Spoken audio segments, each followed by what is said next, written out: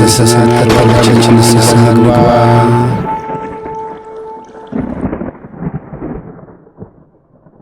ሰላም የእግዚአብሔር ቤተሰቦች እንደምን አላችሁ እንደምን አደራችሁ አሜን። የአምላካችን የጌታችን የመድኃኒታችን የኢየሱስ ክርስቶስ ስሙ ከአጽናፍ እስከ አጽናፍ ከፀሐይ መውጫ እስከ ፀሐይ መጥለቂያ በፍጥረት አንደበት ሁሉ የተመሰገነ ይሁን። እንደ እግዚአብሔር ፍቃድ ዛሬ ይዤላችሁ የመጣሁት ሕይወት ገጠመኝ ክፍል 167ኛ ነው። በክፍል 167ኛ ሕይወት ገጠመኝ ላይ በርዕሱ ላይ እንዳያችሁት እንግዲህ አንድ እህታችን ከዚህ በፊት ደጋግሜ እንደማስተምረው የቤተሰቦቻችሁ መንፈስ አትሳቡ፣ መጀመሪያ እናንተ ጋር ያለው መንፈስ ተቆጣጠሩ ብዬ ባስተማርኩት መሰረት እንዴት አይነት ችግር ውስጥና መከራ ውስጥ እንደገባች ከዛ በኋላ ደግሞ መጨረሻው ምን እንደሆነ እንድታዩት አምጥቻለሁ። መልካም ቆይታ።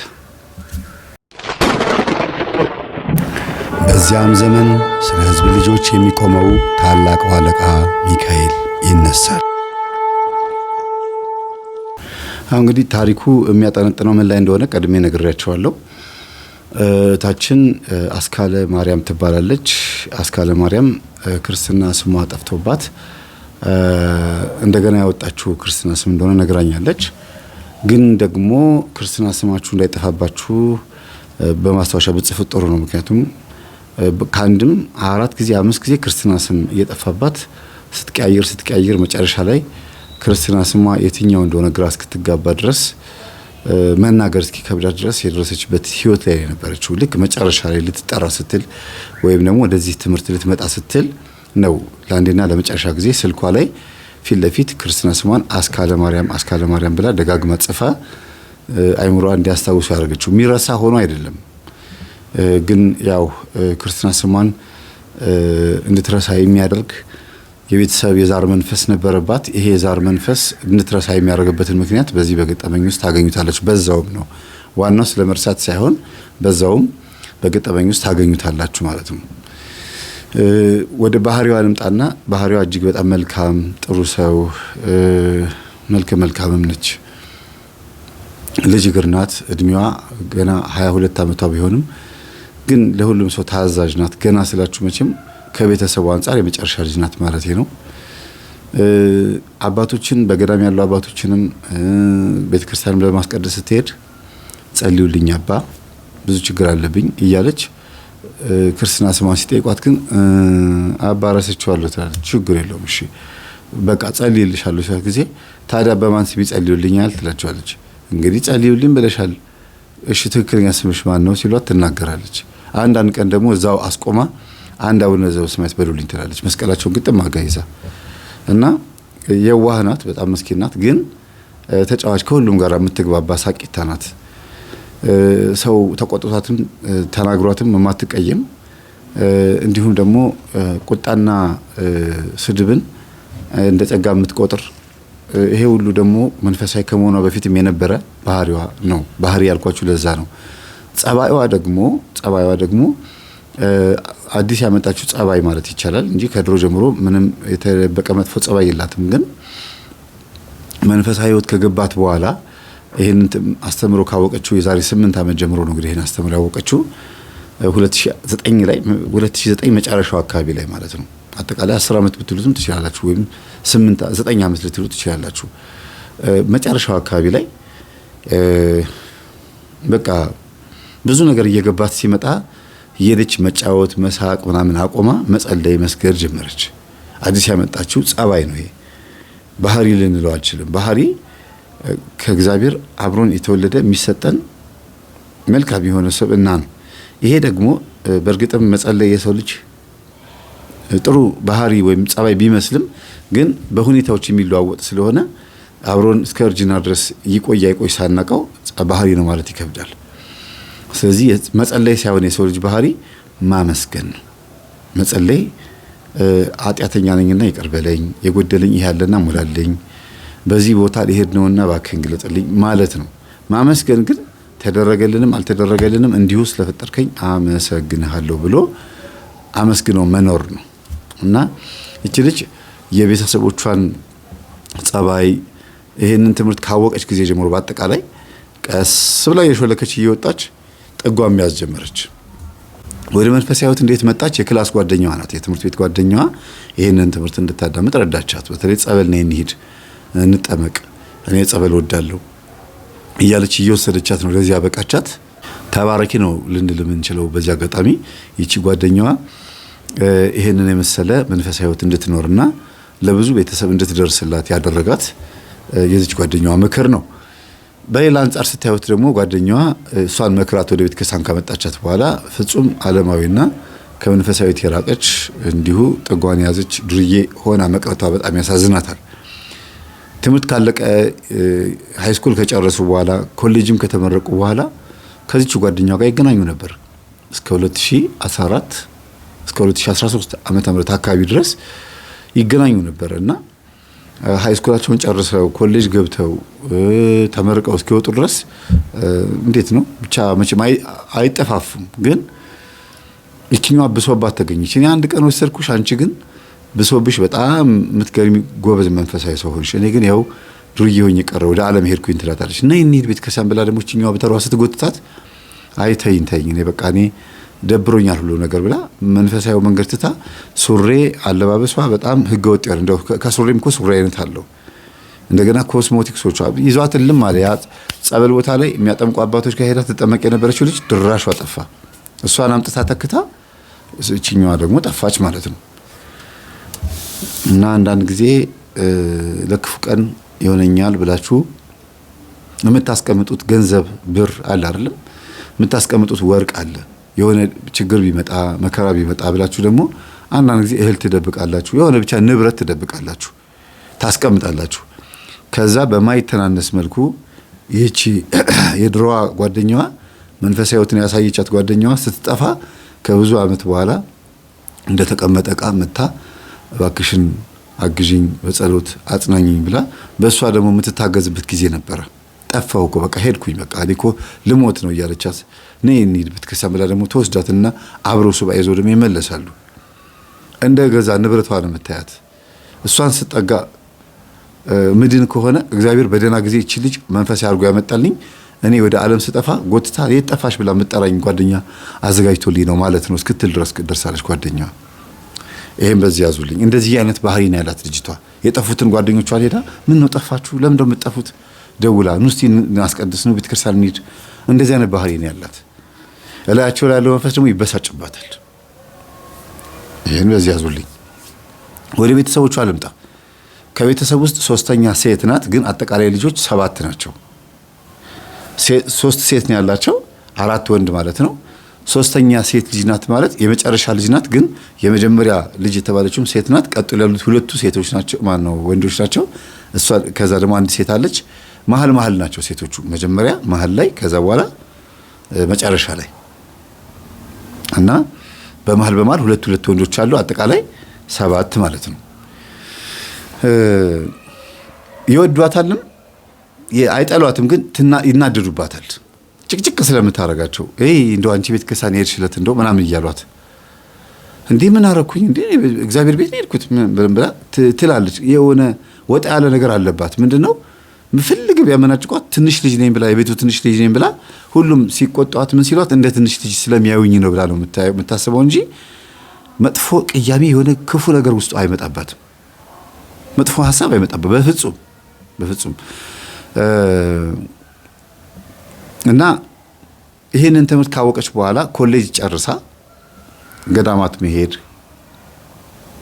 በትርፍ ጊዜዋ ብዙ ስራዎችን መስራት፣ ከዛም አልፋ ተርፋ ደግሞ ገንዘብ ታስቀምጣለች፣ አታጠፋም። ጓደኞቿ አጥፊ ናቸው፣ ማነው ቤተሰቦቿና እህቶቿ ወንድሞቿ አጥፊ ናቸው። ከሷ ገንዘብ ይበደራሉ። በትርፍ ጊዜዋ ሰርታ የምታስቀምጠውን ገንዘብ እኮ ነው። ሙያዋ ደስ የሚል ሙያ ነው ማለቴ መርጣ ነው ይሄን ሙያ የተማረችው። ገንዘብ ታገኝበታለች፣ ብዙ ብር ግን አይደለም። ብቻዋን ራሷን ስለምትችልበት ማንም አይናገራትም። ስጡኝ ማለት ስላቆመች ለትምህርት ቤትም ለትራንስፖርትም ለምንም ከሁሉም ኬስ ነበር የምትወስደው። አሁን ግን ትምህርት ጨርሳ ልክ ስራ ውስጥ ስትገባ ማለት ነው። ስራ ስትገባ ስራችሁ ተቀጣሪ ሆነ አይደለም፣ ስራ ውስጥ ገባች። የራሷ አምርታ የምታስረክበው ነገር አላት። ግን ጠዋት መጀመሪያ ተነስታ 11 ሰዓት ተኩል ትጸልያለች።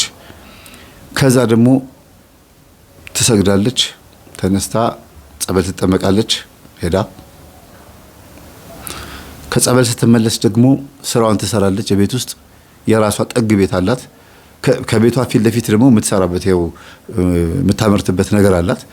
ድምጿ የማይሰማ መዝሙር ከፍታ ስብከት ከፍታ በቃ እንደዚህ ነው የምትውለው።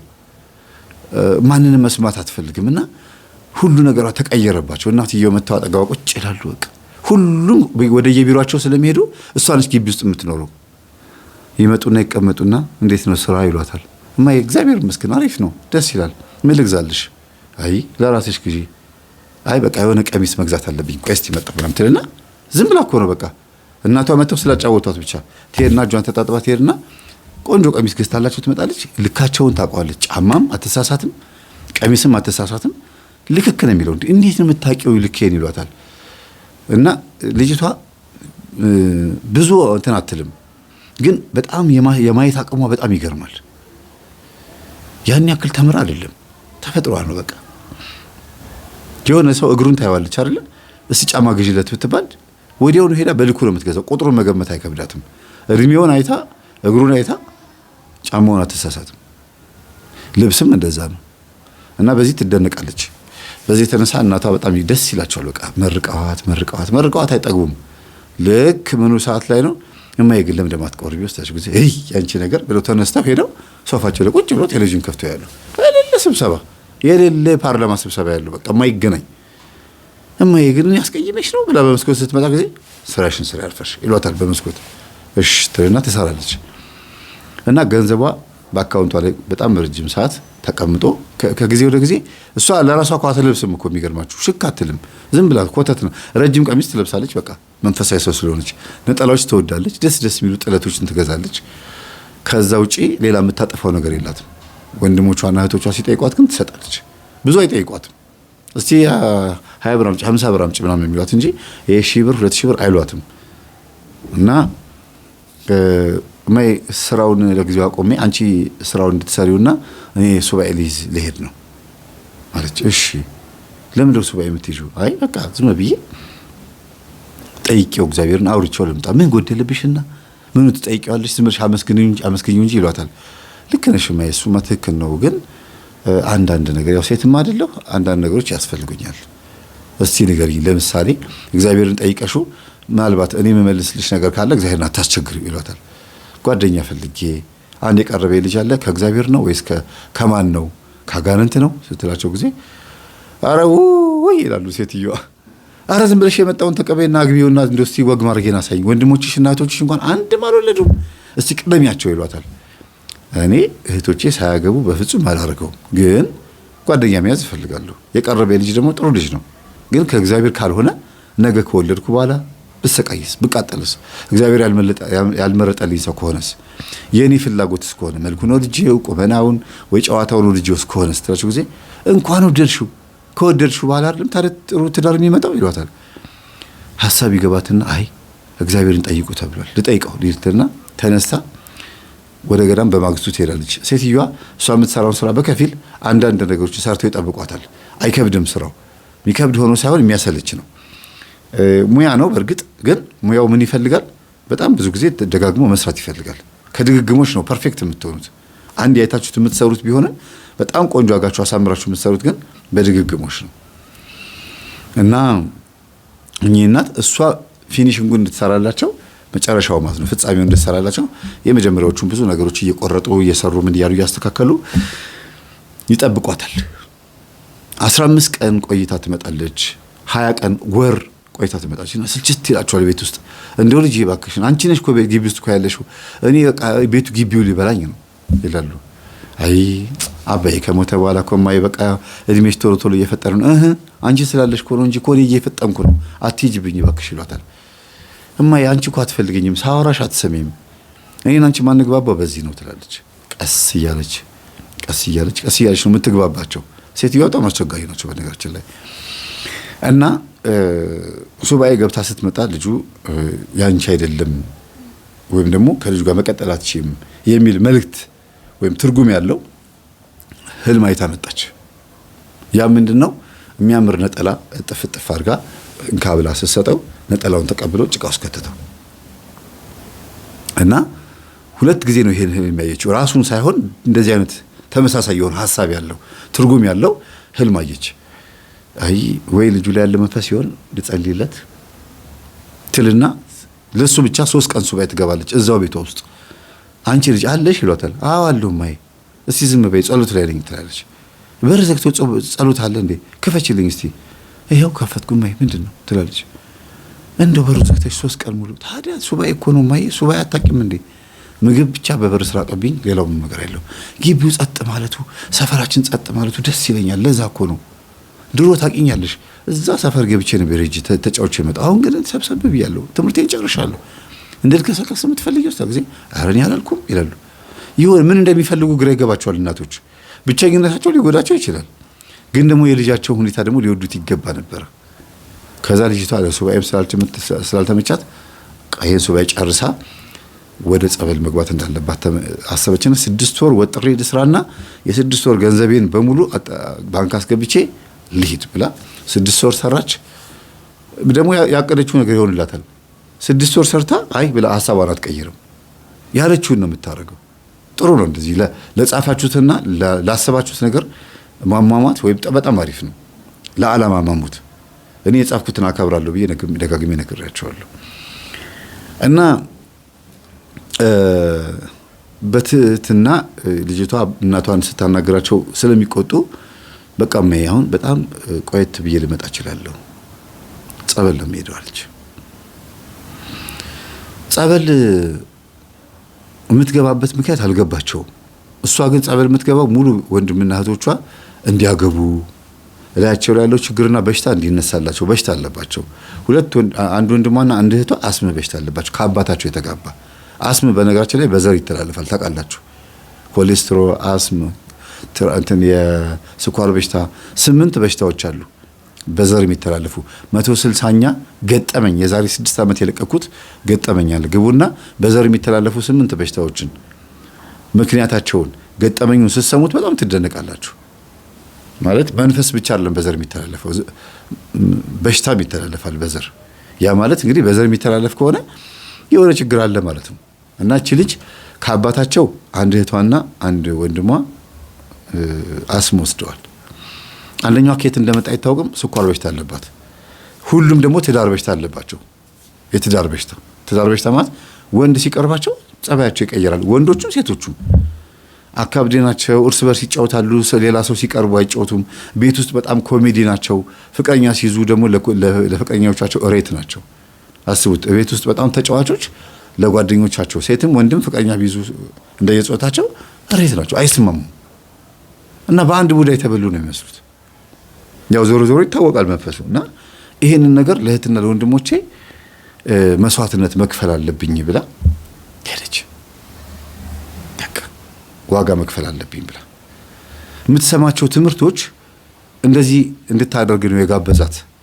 ራሷን በራሷ ያሰበችውን እቅድና ከዛ ትምህርቶቹ ግዴታ እኔ ለቤተሰቦቼ ካልሞትኩላቸው ቤተሰቦቼን ካልረዳኋቸው ማንም አይረዳቸውም። እኔ ማግባት እፈልጋለሁ። እነዚህ 6 ከኔ በላይ ያሉት ቤተሰቦቼ ወንድምና እህቶቼ ግን አንድም አላገቡም ቻለ ፍቅረኛ መያዝም አልቻሉም።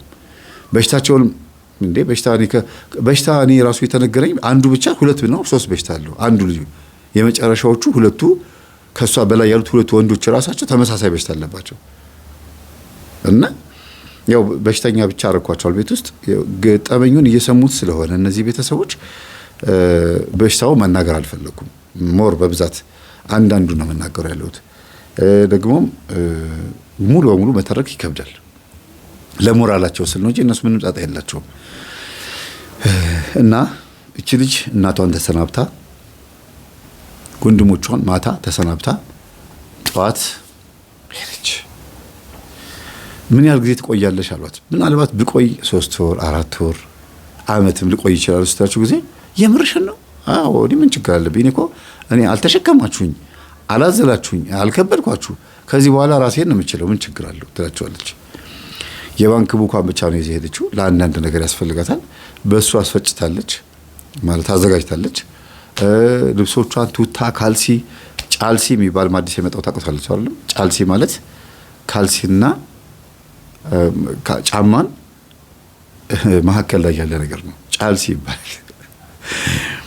ወፍራም ነው ውስጡ ጠጥ ነገር የሆነበት ወፍራም አይታችኋል። ቤት ውስጥ የምትንቀሳቀሱበት እስከ ባት ድረስ የሚደርሰው እሱ በካልሲና በጫማ መካከል ስለሆነ ጫልሲ ጫማና ካልሲ ማለት ነው።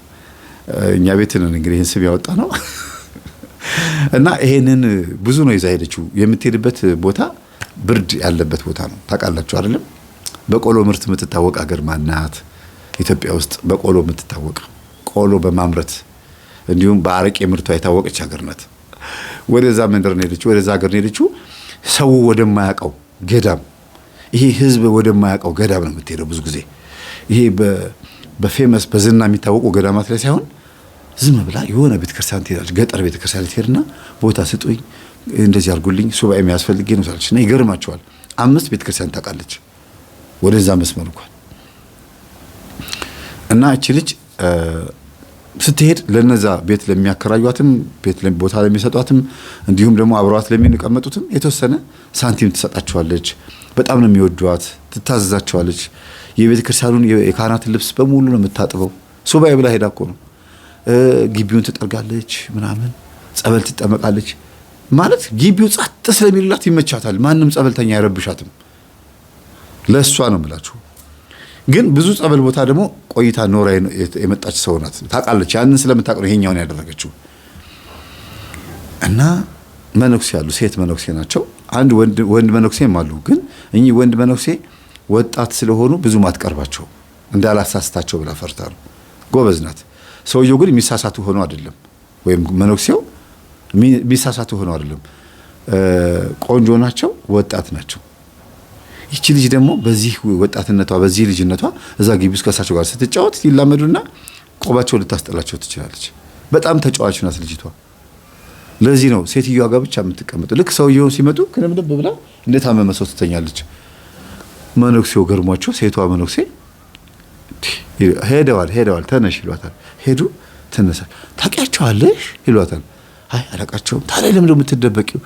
አይ ስንት ጉድ እየሰማን እኮ አባቶችን ራሱ የምናሳስተው እኛ ነን፣ የምናሰናክላቸው እኛ ነን። እኔን አይተው አይደል የሚመጡት? እኔ እዚህ እንዳለው አውቀው አይደል የሚመጡት? ታማለች፣ ማትነሳ ናት፣ በሽተኛ ናት ብለው ይናገሩልኝ። እኚህን አባት ማሳሳት አልፈልግም። ምን አድርገሽ ታሳስቻቸዋለሽ? እሳቸው ለራሱ ዓለም በቃኝ ብለው የመነኮሱ አሉ እንዴ? አይ አይደለም አላወቁም እትዬ አይደለም ትላለች። እና የሆነ ጠንቃቃ ሰው ናት። በጣም ጠንቃቃ ሰው ታውቃላችሁ። ጎበዝ፣ የእግዚአብሔርን ስም አባቶች ተሸክመው እንደሚዞሩ አውቃ እንዳይሰናከሉ ራሷንና እነሱን የምታግዝ ሰው ማለት ነው። ይህ ልክስክሶች ከማለት ይልቅ እኛ እኮ ነን ያቆሸሽናቸው፣ እኛን እኮ ያበላሸናቸው እየሄድን እየመጣን ብላ ሁሉንም ነገር ራሷ ላይ ነው የምታረገው።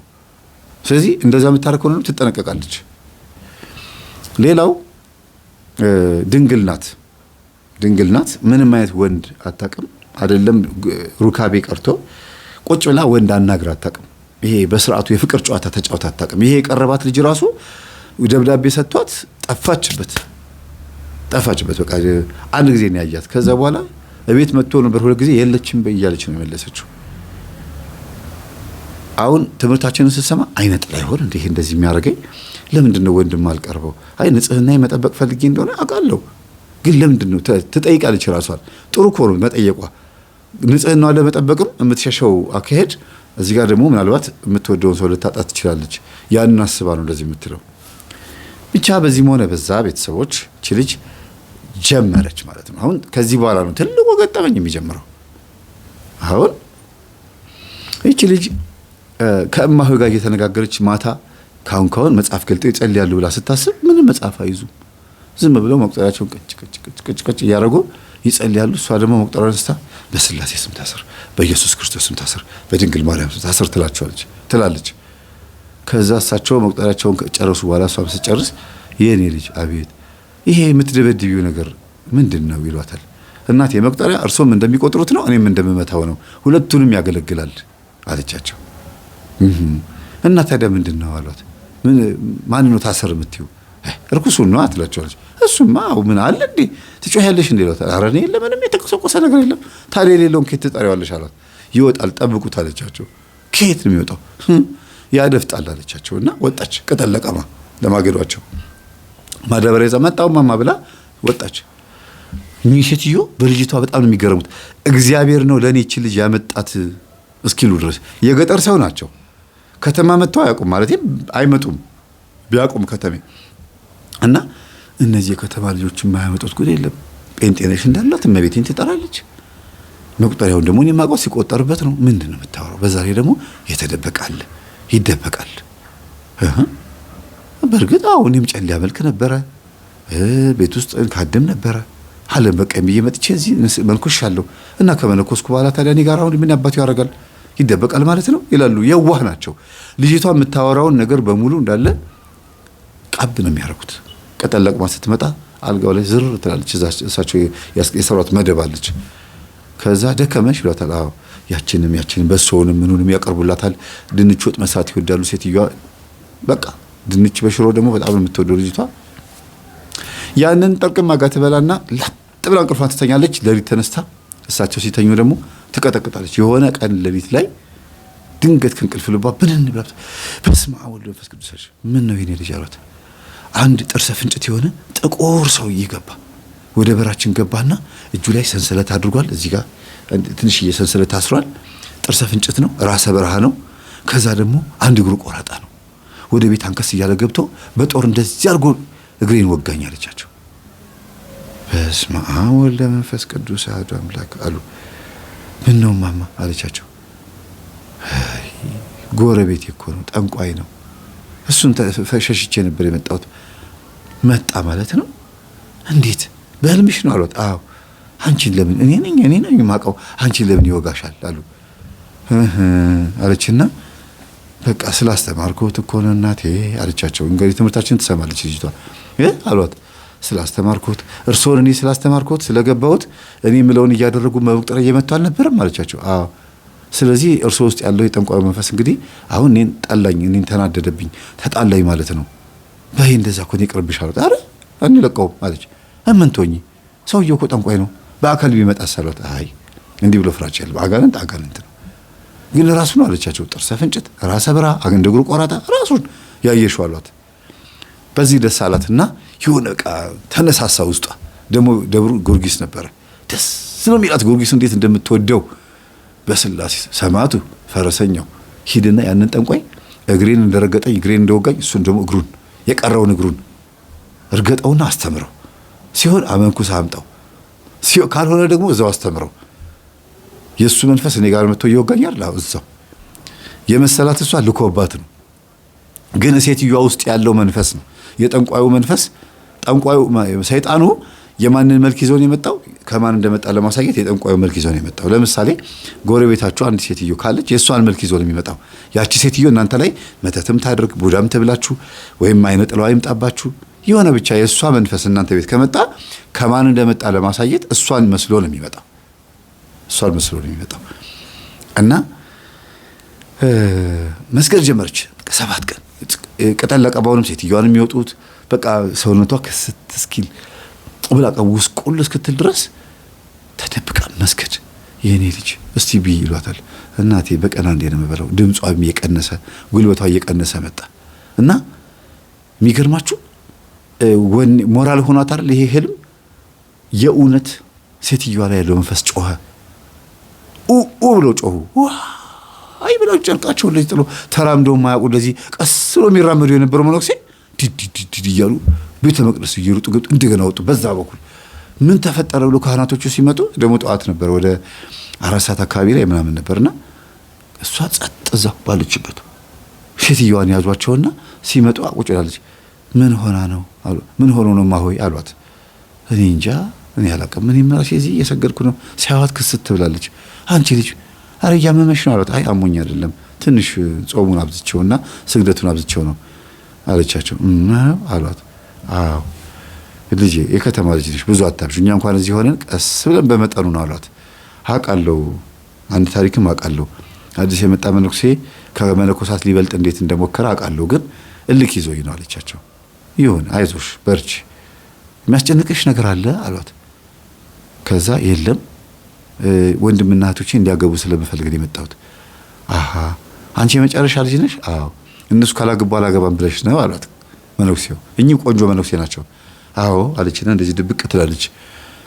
ጎበዝ ልጅ በርቺ፣ ምን ላግዝሽ ምን ልርዳሽ አሏት። አሳልሙኝ አለቻቸው። በዝሙት አይን እንዳያዩዋት ነው አሳልሙኝ አለችው። ከዛ መስቀላቸውን ተሳለመችና ይፍቱኝ አለቻቸው። ጀርባዋን ዳበስ ዳበስ አድርገው ሄዱና እሺ አጅሬው ማን ነህ አሉት። ጠቋር ነኝ አለ። ጠቋር ነህ? ምን ሆነህ ነው ታዲያ? ከስንት ዓመት ሙሉ ተደብቀህ እንዴት ነው? አስወጣልኝ አስወጣልኝ፣ እሷ ማየት አንፈልግም አለ አሉ። መነኩሴው ደነገጡ። ጉደኛዋ እሷ ነች እንዴ? እውነትም እቺ ልጅ ኧረ እግዚአብሔር ሆይ እቺ ልጅ ታስተምረን ነው እንደመጣው። 5 መነኩሴዎች ብቻ ናቸው እዛ ገዳም ውስጥ ያሉት። በቃ ይቀድሳሉ፣ ህዝብ የለም። ራሳቸው ቀድሰው እዛው ነው የሚተዳደሩት። ምንም ጸጥ ያለ ታውቃላችሁ፣ በራጅ ጫካ ውስጥ ያለ ቤተክርስቲያን ሰው መጥቶ ማያስቀድስበት ከስንት አንድ ጊዮርጊስ በአመቱ ሲሆን ብቻ መጥተው ወይም በወሩ ሲሆን ብቻ መጥተው የሚሳለሙ ሰዎች ያሉበት እንደዛ ማለት ነው። እና አይ መጡና ድጋሚ ልጅቷ ጋር ልጄ አንቺ እንድትወጪ ነው የሚፈልገው ጠቋሩ እና ልውጣለት እንዲህ አባ አለቻቸው። ኧረ ምን አባቱ ምን ላግዝሽ ምን አርገሽው ነው ግን አሏት። እኔ ምንም አላረኩትም እኔ እሳቸውን እንዴት አድርገው መቁጠሪያ መጠቀም እንዳለባቸው፣ እንዴት መስገድ እንዳለባቸው፣ እንዴት መጸለይ እንዳለባቸው እማቃውን ታሪክ ስነግራቸው እሺ ብለው በተግባር ጀመሩ። በተግባር ከጀመሩ ሳምንታቸው ነው አለቻቸው። እስቲ እንዴት መቁጠሪያ የምትጠቀሚው አሏት። እንደዚህ ያዘችና በአብ በወልድ በመንፈስ ቅዱስ ስም በስላሴ ስም በዚህ መቁጠሪያ ላይ የእግዚአብሔር ኃይል ይረፍበት፣ በአባቶቻችን መስቀል ላይ በታቦቱ ላይ በመንበሩ ላይ ያረፈው የእግዚአብሔር ኃይል እዚህ ላይ የሚረፍበት ብላ ብዬ በስላሴ ስም ታሰር፣ በድንግል ማርያም ስም በቅዱስ ሚካኤል ስም እኔ ላይ ያለ ሰይጣን ታሰር፣ በጭንቅላቴ ላይ በሁሉም ሰውነቴ ላይ ያለ ታሰር ብዬ እቀጠቅጠዋለሁ ስላቸው ጊዜ እንዲህ ያደርጋሉ። እንዲህ የሚያደርጉ ሰዎች አሉ ከተማ ላይ። እንደው መቁጠሪያን ሁሉም እንደው ይዘውታል፣ እየተዝረከረኩበት ነው፣ እንደው ሁሉም ይዞታል በቃ የተባለው ይሄ ነው እንዲህ አሏት። እኔ እንጃ ይባል አላውቅም፣ እኔ እንደተጠቀምኩበት ነው የማውቀው አለቻቸው። ይሁን ሲባል ሰምቻለሁ፣ ብቻ ከተማ ላይ ብዙ ነገር ይላሉ። መቁጠሪያውን ሁሉም ይዞታል፣ አንድ የሆነ ሰውዬ ነው እንደዚህ የሚሰጠው አሏት። እንግዲህ በምርግማ መሆኑ ነው። አዎ እንግዲህ ይዘነውም ከሆነ ያው እየተጠቀምንበት ነው። በነገራችን ላይ መቁጠሪያውን እማሆይ ናቸው የሰጡኝ። እኔ ከቤቴ ይዤ የመጣሁት መቁጠሪያ የለም። ግን አንድ አባት ነበሩ፣ የሚጸልዩ አባት ነበሩ። የእሳቸው መቁጠሪያ ነው ተጠቀሚበት ብለው ሰጥተውኝ ነው። በሱ ነው የቆጠሩ። እስቲ አምጩ አዩትና መስቀሉ አይ የአባ ብርሃኔ ነው። አይ የአባ ብርሃኔ መቁጠሪያ ነች። ይሁን ጎበዝ በረከታቸው አድሮብሻል ማለት ነው አሏትና ሄዱ። ከዛ መቁጠሪያውን ዳበሰችውና የጸሎት አባት እንደሆኑ በጣም እርግጠኛ ሆነች። ለምን እኛ አባት በረከታቸው ይደርብኝ በይ ይደርብሽ ስላሏት በትክክል እግዚአብሔር ያደረገው ነገር እንደሆነ ገባት። ከዛ በይ ነይ እንግዲህ አርፈ ተቀመጥ በይውና ገዝቼው አሏት። እንዴ ተደርጎ ማይታወቅ እናንተ እያላችሁ ነው እንዴ የምገዝተው? ብንቀጠቅጠው አልሰማም ማለት ነው። ይኸው ሙሉ ቀን አታይም እንዴ 8 ሰዓት ሆነ እኮ አሏት። አስተውሉ፣ እግዚአብሔር ምስክሬ ነው። እኔ አሁን ምንኩስና ራሱን የቻለ አንድ ስልጣን ነው አይደለም እንዴ? የምድራዊ መልአክነት ነው።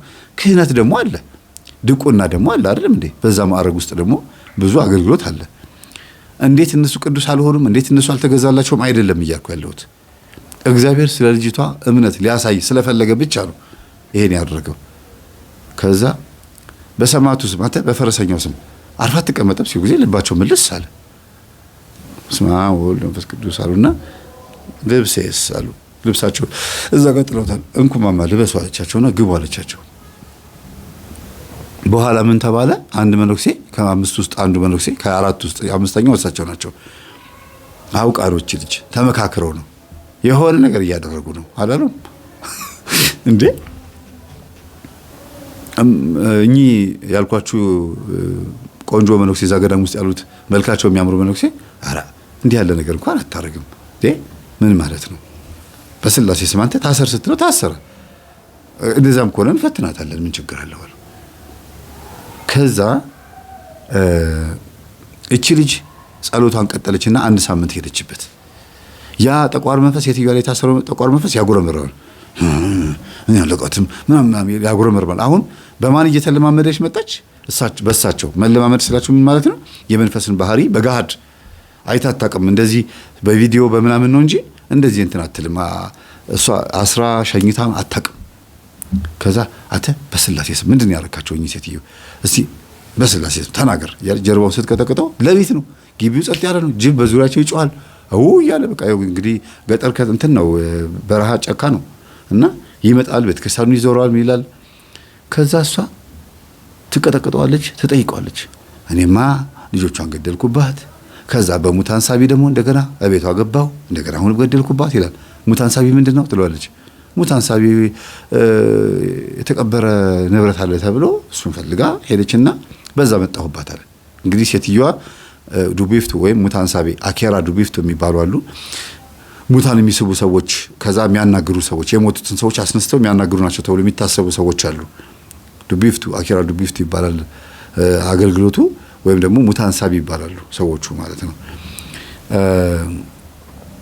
እና እንደዚህ አይነት ሰዎች ቤት ሲሄዱ ሴትዮዋ መንፈስ አፍሰው መጥተዋል። ያን የሙት መንፈስ አፍሰው ሲመጡ ቤታቸው 3 ሰው ሞተባቸው። በጣም የሚገርሙ እያሉ 2 ልጅ ሞተባቸው፣ እህታቸው፣ ባላቸው፣ በቃ ብዙ ሰው ሊሞተ ቤት ውስጥ። መጨረሻ ላይ ፈርታ እሷም መነኮሰች፣ አመለጠችኛል። አምልጣለች? አዎ አምልጣኛለች። አሁንም እዚህ ገዳም ውስጥ ገብታብኝ እሷ እንዴት አድርጌ ከዚህ እንደማስወጣ እያሰብኩኝ ነበረ። ምንድነው እንዴት ሀገር የምታስወጣቸው ሲባል ጊዜ ያው መነኩሴ መቼም በምን አስወጣዋለሁ? ሴትዮዋ ነፈዝ ሆነችብኝ፣ ምንም አታውቅም እንጂ ከዚህ ከገዳምማ በማረገው አድርጌ ነበረ አርክሼ ላወጣት የነበረው አለ። እንግዲህ ሴትዮዋ እድሜያቸው ወደ 50 ይሆናሉ። 50 እስከ 55 ይሆናሉ። የገጠር ሰው እድሜው እየገፋ ሲመጣ እየጃጀ ነው የሚመጣው፣ ሰውነቱ ቶሎ ይወድቃል። እና እኚህ እናት በቃ የመነኮሱት ስንት ዓመታቸው መሰለህ? ከመነኮሱ ራሱ ወደ 9-8 ዓመታቸው ነው ያን ጊዜ ስታገኛቸው እሷ። እና ገና በ42 በ43 ዓመታቸው ነው የመነኮሱት ብላችሁ ማሰብ ትችላላችሁ ሁኔታውን ስታዩት። እና በጊዜ ነው በወጣትነታቸው ነው የመነኮሱት። ሁሉም ቤተሰብ ሲያልቅባቸው ፈርተው ነው የመጡት ማለት ነው። እና ይሄን ሁሉ አናዘዘችው፣ ገባት። በቃ እንደዚህም ከሆነ ወንድሞቼና እህቶቼ ላይ ያለው መንፈስ ስቤም አምጥቼ ማሰር እችላለሁ አለች። ይገርማል። የት ገዳም እንዳለችም ሳትናገር ነው የመጣችው። ጓሽታ ማለት ሌላ ገዳም ነው ተናግራ የመጣችው። ቤተሰቦቿ ፈልገው አታዋታል። እሷ እየጸለየች ቤት ውስጥ እየተራበሹ ነው ያሉት። ለምን? ከመጀመሪያው እህቴ ና፣ ከሁለተኛው እህቴ ና ታሰር በስላሴ ስም ብላ ማሰር ጀምራለች። ሴትዮዋ ላይ ያለው መንፈስ ሸኘችው። አሮጊት ጠቋርን እኮ ነው እየቀጠቀጠች። ከዛ በስላሴ ስም በል እያለችው አልልም ብሎ ሙሉ ቀን ብሎ ማታ 12 ሰዓት ላይ በስላሴ ስም ይላታል። ሙሉ ቀን ሲቀጠቀጠው ብላ ትግስት በቃ በፍጹም አትሰለችም። ትግስት በቃ የሚባል ነገር እግዚአብሔር ሞጅሮ ነው የሰጣት። ስልችት ታረገችው። በቃ ውይ በቃ በስላሴ ስም አላት። በድንግል ማርያም ስም ስትለው ደግሞ ይነጋል። ደግሞ ስሟን አልጠረም ብሎ ጠዋት 12 ሰዓት ላይ በድንግል ማርያም ስም ይላታል። ተኝታ ስትነሳ አንተ በድንግል ማርያም ስም በል ትሏለች። ሴትዮዋ እንቅልፍም ተኝተው የሚሆን አይተኝ ይሁን አታውቅም።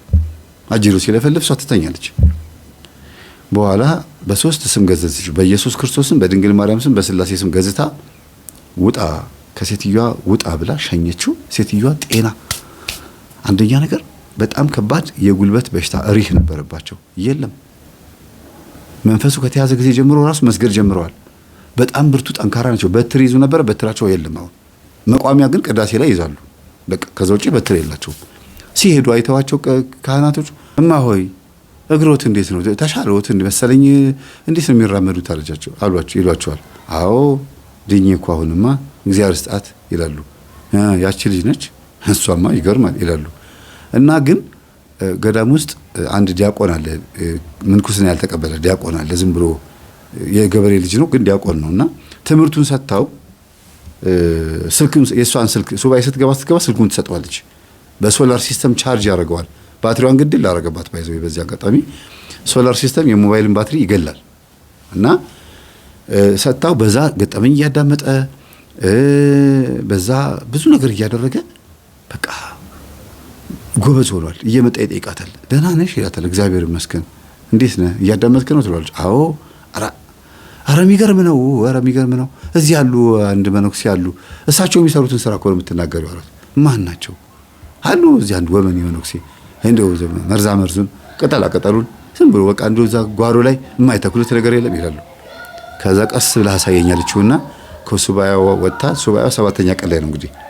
ከሱባኤው ወጣ ጓሮ ላይ ሄዳ ይሄ እጠፋሪስ ነው ይሄ እንትን ነው እያለ ደብተራው የተከሉትን በሙሉ አሳያት። ደብተራ ሞኖክሴ ናቸው። ሞኖክሴ ነው ደብተራ ማለት ነው። እንደው በቃ ዝም ብሎ ቅጠል ይበጥሳል። ከከተማም ራሱ አንዳንድ ሰዎች የሆነ ነገር ፈልገው ይመጣሉ አላት። ደብተራ አለ ማለት ነው እዚህ። እኚህ ሰውዬ ባለፈው አንድ ነገር የሆነ ነገር ሲያደርጉ አይቻቸዋለሁ ቆይ አሉና አለችና እኛን የሚያምሩትን መነኩሴ አስጠራችና እኚህ አባት ጤነኛ ናቸው አለቻቸው። አዎ ልጄ ምን ነው? አይ እኔ እንጃ ጥሩ ነገር አላየሁም እሳቸው ላይ ሁኔታቸው ደስ አይልም አለች። ምን እንዳየችባቸው ግን እስካሁን ድረስ አላውቅም። የሆነ ደስ የማይል ነገር ያየችባቸውና ለማንኛውም አንቺም ተጠንቀቂ፣ ባለፈው እማሆይን ያስጮህሽ ጊዜ አሏት። እንትን ያልሻቸው ጊዜ በመቁጠሪያ መንፈሱን የገዘትሽው ጊዜ አውቃ ነው ብለው የነበሩት እሳቸው ናቸው። አውቃ ነው ተመካክረው ነው እማሆይና እሷ ብለው የነበሩት እሳቸው ናቸው ብሎ ሲነግሯት አዎ ከእሳቸው የሚጠበቅ ነገር ነው የተናገሩት። በቃ ለማንኛውም አሉና አለችና ገባች። እማሆይ እኚህ እንደዚህ የሚባሉ አባት ደብተራ ናቸው ይጠንቀቁ ስትላቸው አረ እኔ አመመኝ ስለ ሁሉ ነገር እያመጣን የሚሰጠኝ ይሄን ይጠቅምሻል፣ ይሄን ዋጪ፣ ይሄን እንደዚህ፣ ይሄን ለጥፊ እያለ ይሰጠኛል። በሉ ካሁን በኋላ ጾም፣ ጸሎት፣ ስግደት በቃ ሱባኤ መነኩሴ የሚያደርግ ያለበት ይሄ ብቻ ነው። መድኃኒቱ ክርስቶስ ነው። ከዚህ ውጭ ሌላ ምንም መድኃኒት የለውም መነኩሴ። ምናልባትም እርሶ በስመ አብ ብለው የሚወስዱት ጤና አዳም ካለ ሌላ ነገር ካለ እርሶ በስመ አብ ብለው ካልሆነ በስተቀር ምንም ቅጠል ከማንም እንዳይቀበሉ አለቻቸው። ጥሩ ልጄ፣ አዎ አሁን አንቺን መንደር ወስድሽና እዛ ገጠር እኔ የነበርኩበት መንደር ወስድሽና አንዳንድ እናቶችን ታስተምሪልኛለሽ አሏት። እሺ አለች። ጠዋት ሄዱ። እቺ ልጅ እንግዲህ ገጠር ሄደችው ለሁለት ነገር ነው ማለት ነው። እግዚአብሔር እዛም እዚህም እንድትሰራን ያደረጋት በጣም የሚገርም ታሪክ ነው የምነግራችሁ። ለኔ የልጅቷ ንጽህና በጣም ነው የገዛኝ፣ አስተምሮኛል። ገጠር ድረስ ገብተው አብረው ሄደው ጎረቤቶቻቸውን በሙሉ አስተማረችላቸው። ይኸውላችሁ ይሄ የምታፈሉት ቡና ሙሉ ቀን ስታንቃሩ የምትሉት ቡና ችግሩን ስሙ እስቲ፣ ስታወራ ስሟት እስቲ ብላ እሷ ታሪክ ትነግራቸዋለች። ገጠመኝ ላይ የሰማችሁን ያን ጊዜ የምንለቀው የነበረው እንግዲህ የመጀመሪያዎቹ ገጠመኞች አካባቢ ላይ እስከ 50 ድረስ ባሉት ውስጥ ነው የነበረችው ልጅቷ። ከገጠመኝ 1 እስከ ገጠመኝ 50 ድረስ እየለቀኩ በነበርኩበት ሰዓት የነበረ ታሪክ ነው የምነግራችሁ። የዚች ልጅ ታሪክ እያለች እቺ ልጅ እዛ ገጠር ውስጥ ያሉትን ሴቶች በሙሉ እንዳለ አስተማረቻቸውና ድብትርናን እንዲቃወሙ አድርገቻቸው። እና ሴትዮዋም ደግሞ እኔ ላይ የነበረውን እግሬን የሚያመኝ ይኸው ታቆኛላችሁ። አዎ የሚያመኝ በሙሉ እንዳለ የሄደው እሷ ነች። መንፈሱን ይዘው አሁን አብረን መጸለይ ያለብን። ከእናንተ መካከልም እመነኩሳለሁ የሚል ሰው ካለ አብሮ መከተል ይችላል። የእንትና ሚስት ባለፈው ባሏ የሞተባት የእንትና ሚስት እሷ እመነኩሳለሁ ብላለች አሏት። በሉ ጥሩኝማ፣ እሷን በጣም ነው የምፈልጋት። አደገኛዋ ባለዛር ባለቃልቻዋ ዋናዋ እሷ እመነኩሳለሁ አለች። አዎ በቃ መድኃኔዓለም እዚህ ሰፈር አለ ማለት ነው አሉ። ከዛ ተጠራች፣ መጣች። እማሆይ መተዋል ተባለች። እማሆይ ይባርኩኝ ብላ ጉልበት ስር የገጠር ሰው አይደል የዋህ ናቸው በነገራችን ላይ። ይባርኩኝ ብላ ጉልበት ስር ተንበረከከችና አይዞሽ እግዚአብሔር አለ፣ አሁን ትሄጃለሽ አትሄጂም አሏት። እሺ አለች። ወደ ቤት ወደ ኋላ እንዳትመለሺ ጨርቄ ማቄ ሳቲ እንሂድ አሏት። አይ ልጆቹ ታዲያ አይናፍቁም? እንደው የሆነ ነገር እንኳን ሳልናገራቸው እኔንም በቁም ነገር ሳያበቁ እንደው የሆነ ወግ ማድረግ ሳይደረግ መጀመሪያ ዛሬ መንኩሽ አላልኩሽም እንሂድና ነገ ትመለሻለሽ በይ። እንደዛ ከሆነ ለአንደኛው ልጅ ተናገር ይለምጣስ አንተ ሄድና ንገር ተብሎ አንድ ልጅ ተነስቶ ሄደ ቁንጮ ነው አሉ። ሄደ በቃ። ከዛ ወንድሞች የሴትዮዋ ልጆች ጋር ማለት ነው እማሆይ መተው እናታችሁን ይዛ ሄዳለች፣ ነገ ትመለሳለች፣ አድር ያለው ገዳም ብላለች። እሺ አሉት። በቃ በዛው ነገሩ ተረሳ። ገዳም ገቡና ሴትዮዋ ከሄዱ በኋላ ግን አልመለስም አሉ። በቃ እዛው ገዳም ሄዶ ቁጭ አሉ። ይቺ ትበቃናለች፣ እርሶ እዛ ጋር እቺ ልጅ ደግሞ ወደ ሀገሯ ስትሄድ እኔ እዚህ ጋር ሆናለሁ፣ ቤቷ ትበቃናለች። ይኸው እንደምታዩት ጊዮርጊስ ፊት ለፊታችን ነው፣ እንማጸነዋለን። ስንት ጉድ ነው የምናየው አሉ። የሚገርማችሁ ዛሬ እኚህ መነኩሴ 7 ሴቶችን አምጥተው አመንኩሰዋል። ዛሬ አሁን ባለንበት ጊዜ 2018 ላይ በልጅቷ የተነሳ አንድ በአመት አንድ እያመጡ 7 ሆነዋል የመንደር ሴቶች።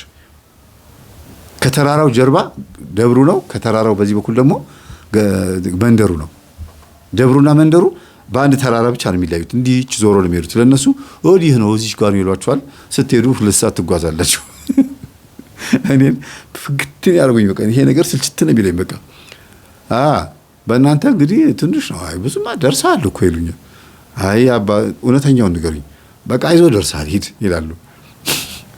ቁርጤን አውቄ ጅልግግ እያልኩ ነው የሚሄደው። በቃ እኔማ ያው የገጠሩ መንደር ለምጄዋለሁ። ለማስተማርም ስዕል ቅዱሳን ስዕላት ስዬ የዛሬ 10 ዓመትም የዛሬ 16 ዓመት የዛሬ 20 ዓመትም ስዕል ቅዱሳን ስዕላትን ለማስረከብና ለጥፌ ለመምጣት ራሴ የምሰራውን ስዕል ማለት ነው ለጥፌ ለመምጣት ስለለመድኩት የገጠሩን ጉዞ ኑሮውን እዛ መደብ ላይ መተኛቱን በቃ ይሄ አንቱን ለምጄዋለሁ። እኔ ምንም እንትን አይለኝም። ግን የፈለገ ነገር ቢሆን የእግር መንገድ ደግሞ ከባድ ነው አይደለ? በታክሲ ዝች ለምደን ማለት ነው። ዞሮ ዞሮ እቺ ልጅ ይሄንን መንደር ለኮሰችው ማለት ነው በቅድስና በንጽህና። ከዛ ደስ አላት። አንድ መነኩሴ ደግሞ ስለመጡ የሚመነኩሱ ስለመጡ መጀመሪያ በነጠላዎት እዚህ ይማሩ ይጸልዩ፣ ከኔው ጋር ይበላሉ። ልጆቾትም ከማሳቸው ከእርሻቸው በሶ እያመጡ ከምንም እያስፈጩ እያመጡ ይመግቡናል። እኛ እዚህ ነው ይበቃናል። ባልሽም ሞቷል አይደል? አዎ። ያን ኮተትሽን ጥለሻል አይደል? አዎ ጥያለሁ። አልፈልግም። ምን መች አዋጣኝና አንድ ልጄን ወሰደብኝ፣ ባሌን ወሰደብኝ። አልፈልገውም ይሄን ቃልቻ። ሴትዮዋ ማለት ነው። አያችሁ የገጠር ሰዎች እንደዚህ ነው፣ ካድ ነው የሚያደርጉት። ሲያመልኩትም ያስደስቱታል። በደንብ አድርገው ጠፍጠፍ አድርገው ቂጣውንም ቡናውንም በደንብ አድርገው ሰርተው ዛሩን ያስደስቱታል። በደንብ አድርገው ይሰራላቸዋል። ሲክዱትም ደግሞ ካድ ነው የሚያደርጉት። ልባቸው ምን ስለሆነ ንጹህና የዋህ ደባል የሆነ ልብ የላቸውም። አንድ ልብ ነው ያላቸው። በቃ ያንን ልባቸውን እግዚአብሔር ስለሚያውቅ እንደዛ እንደሆኑ እንዲሞቱ አይፈልግም። ከከተማው ሰው ይልቅ የገጠሩ ሰው ያሳዝኑታል እግዚአብሔር ብዬ አስባለሁ እኔ። ለምን ስትሉ አልተስተማሩ። እሺ ወደ እንትኑ ልምጣላችሁና እቺ ልጅ መስገድ መጸለይ በጀመረች በ3ኛ ሳምንቷ ነው ይሁሉ የተፈጠረው። ገና ወር አልሞላትም አስቡት እንግዲህ። ከዛ በሉማ ሆይ የሚያጫውቱት ጓደኛ አገኘዋል።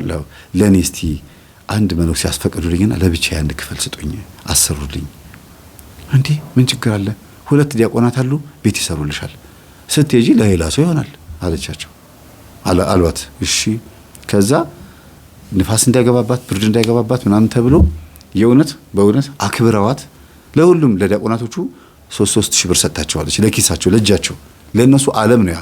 አስቡት የዛሬ ስንት ዓመት 6 ዓመት ምናምን ለነሱ ትልቅ ነገር ነው።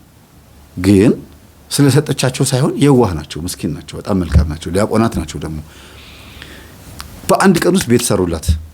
3 ሜትር በ3 ሜትር የሆነች ቤት ሰሩላት። ጣራ ደግሞ ያው ሳር ክዳን ነው በዛ ቦታ ላይ ያለው። ምክንያቱም ቆርቆሮ በዛ ሰዓት ሊገኝ አይችልም፣ ውድ ነው በጣም። በሚቀጥለው ስመጣ ቆርቆሮ አድርገዋለሁ ብላ አስባለች። እንደዚህ እያሰራች ነው 5 ቤተክርስቲያን የራሷ የምትጸልይበት ቦታ አላት ያልኳችሁ፣ ገጠር ክልል ላይ የገባች። ከሚጣ መታለች ከተባለ እንዴት ደስ እንደሚላቸው የሰፈሩ ልጆች ህፃናቶቹ፣ እዛ አካባቢ ያሉት ልጆች ማለት ነው። በጣም ነው የምትወዳቸው። ጊዜዋን የምታሳልፈው ከልጆች ጋር በመጫወትና በመጸለይ በመስገድ። ከዛ ቅዳሴ ካለ ትገባለች። ከዚህ ውጪ ሌላ ማህበራዊ ሚዲያ ምናምን አታይም። ኮንሺየስሊ አይምሯን አንድ ነገር ላይ ቁጭ ታደርገውና መልስ ታገኛለች። እና በቃ ቤቱ ከተሰራለት በኋላ ትንሽ ሽታው አዲስ ጭቃ ስለሆነ አዲስ ግርፍ ምናምን ስለሆነ ከበዳት። በአንድ ቀን ውስጥ ቤቱን እንጨቱን ተክለው ጨረሱ። በሁለተኛው ቀን ላይ ጭቃ አብኩተው ጭድ ምናምን አድርገው ይቆያል ትንሽ ብቻ። በአንድ ሳምንት ውስጥ ቤቱ ተሰርቶ አልቆ ገብታለች ልጅቷ። ግን ያው ትኩስ ጭቃ ስለሆነ አፈር ይላል፣ ትንሽ ይሸታል ይላል። እንደዛም ሆኖ እየሰገደች ምን እያለች ቀን ውጪ እየዋለች በሩን ክፍት አድርገው እየዋለች 2 ሳምንት 3 ሳምንት አናፈሰችው። 4ኛው ሳምንት ወይም ደግሞ 2ኛ ወሯ ላይ ገባች፣ በሩን ዘጋች፣ ቆለፈች። በቃ ሱባኤ። በዙሪያ የሚሰማት ድምጽ የለም፣ ዝግትግት ያለ ነው፣ ጸጥ ያለ ነው። እማሆይ ማጠገቧ የለም፣ አያዋሯትም። እማሆይና እማሆይ እዛ ያው መቼም ገና እያገገሙ አይደለም ወደ ምንኩስና እየመጡ ያሉ ሴትዮ ማለት ነው እንግዲህ። ሁለቱ ያወራሉ፣ ይጫወታሉ። የነገረቻቸውን ይነግሯታል መልሶ መነኩሴው። እሷ ለእሳቸው የነገረቻቸውን እሳቸው ደግሞ እንዲህ ብላኝ እንዲህ ሆኖ ኧረ ከተማ ላይ ስንት ጉድ አለ እባክሽ እያሉ ያወራሉ። እነሱ ትሰማቸዋለች በተወሰነ መልኩ፣ ግን አይረብሿትም። የሚረብሽ ድምፅ አይደለም። እና የመጀመሪያው 7 ቀን ሱባኤዋ ላይ አቅም አነሳት እና ምንድነው ማድረግ ያለብኝ አለች። ጉልበት እንዳያንሰኝ መብላት አለብኝ። ከምግብ ጋር ጸበኛ መሆን የለብኝም። ጸሎቴን ግን ማብዛት፣ ስግደቴን ማብዛት አለብኝ ብላ ከምግብ ጋር ጸበኛ ላለመሆን መብላት ጀመረች። መብላት ስላችሁ ምንድነው? በቀን አንድ ጊዜ ጥርጋጋ ነው የምትበላው። ነገረቻቸው። ለማው እኔ እኮ ነግሬሽ ነበረ፣ አንቺ ከተማ ላይ ለመድሽው፣ ሰውነትሽ እያለቀ ነው፣ ትደክሚያለሽ አሏት። እሺ ብላ በቀን አንድ ጊዜ ብቻ ነው የምትበላው። ይኸው እዛ ከሄዳ 6 ወር 7 ወር ቆይታ ስትመጣ በፍጹም 2 ጊዜ በልታ አታውቅም። አንዴ ከበላች በልታለች። በቃ ብዙም ይሁን ትንሽም ይሁን ማለት ነው። የመጀመሪያው ሱባኤ ከያዘች በኋላ ምግብ በላች። እያለች አጅሬው ፊት ለፊት መምጣት ጀመረ። ምን አባሽ ልታረጊ መጣሽ እዚህ ይላታል። ዞር ስትል ጥላ ነገር ውልብ ይልባታል። ከጀርባው ይከብዳታል። በስላሴ ስም እንደዚህ ነው እንዴ አባቶች በሱባኤ የሚጋፈጡት? በስመ አብ ወወልድ ወመንፈስ ቅዱስ። ከጀርባዬ ዞር በል ናና ግንባሬ ላይ ታሰር ስትለው ጊዜ ድራሹ ይጠፋል። ንፋስ መጋረጃውን ያደርገዋል። ይሄን እንግዲህ በትክክል በገሃድ የምትነግረኝ ነገር ነው የምነግራችሁ። በስመ አብ ወወልድ ወመንፈስ ቅዱስ እንደዚህ ነው እንደሚመጣው አልኳለች። መልኩን ባየሁት ትላለች። አይ የእሱን መልክ ካየሁኝማ ጥሩ አይደለም፣ እሞታለሁ። የሚካኤል መልክ ይሻለኛል፣ የመልአኩ መልክ ይሻለኛል ትላለች። ጊዮርጊስን ደግሞ ባየው ይሻለኛል ትላለች። ፈረሰኛው ናና አርገጥልኝ። ልክ መጥቶ ክብድ ሲላት እየሰገደች እያለ ውርር ያረጋታል። ሰውነቷን ውርር ሲያረጋት ሰማዕቱ ናና አርገጥልኝ በኮቴ በቃ በፈረስ እርገጠው ስትል ሰውነቷ ልቧ ሰው ሁሉ ነገር ይሸበርና አጥወሉላ ትወድቃለች። ስትነሳ ሁሉ ነገር ሰላም ነው፣ ምንም የተፈጠረ ነገር የለም። እማሆይ ትላቸው። አቤት ጮህ ያለው እንዴ ስትላቸው ጊዜ አረ ምንም አልሰማሁም ይሏታል። ምን ነው ሲሏት አይ ምንም ትላለች። እሺ ሌላ ነገር አያዋሯትም። ለምን ሱባኤ ላይ ነች። አለሽ ይሏታል። መሀል ላይ እየጸለየችም ከሆነ ተኝታም ከሆነ ተነስታ አለው እማሆይ ትላለች። በየሰዓቱ ለምሳሌ ከጠዋት 2 ሰዓት ጀምሮ እስከ 6 ሰዓት ድረስ ዝም ይሏትና 6 ሰዓት ላይ አለሽ ይሏታል። አለው ትላለች። ከዛ ደግሞ ማታ 12 ሰዓት ላይ እንዴት ነሽ የኔ ልጅ ይሏታል። እግዚአብሔር ይመስገን እማሆይ ምግብ መብላት አለብሽ ነይ ይሏታል። ትሄድና የሰሩላትን ወጥ እሳቸውና እሷ በደንብ አገው ይበላሉ።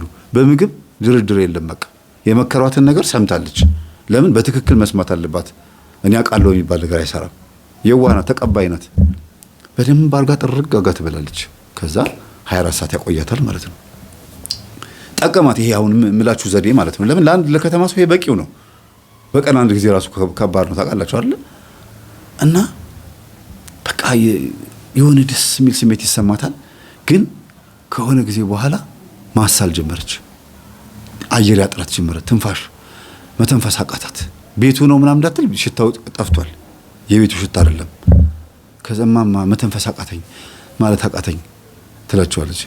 ይሆን ያለ አይደለ በቃ ሰውነቷ ሳምባዋ ምናምን እየተጎዳ መጣ እና ብርድ መጥቶሽ ነው ይልሽ ነይ እስቲ እኔ ጋር ተኝ ብለው መደባቸው ላይ አንጥፈው አስተኝተዋት እንዲሞቃት አድርገው አጠገቧ ከሰል አቀጣጥለው ምናምን በቃ ብቻ ይሁን ተንከባከቧት። ያው ነው ከተማ ሄደሽ ስታከሚ በጣም እኮ ሲር እያልሽ ነው አሏት። ደነገጠች። ልክ እንደዚህ ሲሏት ሲር እያልሽ ነው ሲሏት ተኝታ ነበረ። ስትነቃ ምን አሉ አለቻቸው። ሲር እያልሽ ነው ያልኩሽ አሏት። አለች። ምን የገባችው ነገር የለም ይመስላችኋል? በአስም የታመሙት እህትና ወንድሞቿ ትዝ አሏት። እንዴ ና ወደኔ ብዬ የእህቴ መንፈስ ና ወደኔ ብዬ ነበረ። የእሷ መንፈስ ወደኔ ሲመጣ ለመምጣቱ ምልክት ነው። በአስም ያሳመማት መንፈስ እኔ ጋር መጥቷል አለቻቸው። ጉዲት ነሽ አንቺ፣ እውነትም ጉዲት። እንዴት ደረስሽበት አሏት። በቃ እህቴን በአስም ያሳመማት፣ ወንድሜንም ታናሿም እንደዚሁ በአስም ታሟል። ተከታታይ ሁለቱ በአስም ታሟል። ሲተነፈሱ ሲር ነው የሚሉት እና እናቴ ሁል ጊዜ አይ ወንድምሽና እህትሽ ሲር እያሉ ነው ትላለች። አሁንም እርሶ ሲደግሙት ነው ትዝ ያለኝ አለቻቸው። በይ እንግዲህ ቀጥቅጫው አሏት። አምጡ መቁጠሪያ አምጡ አለቻቸው።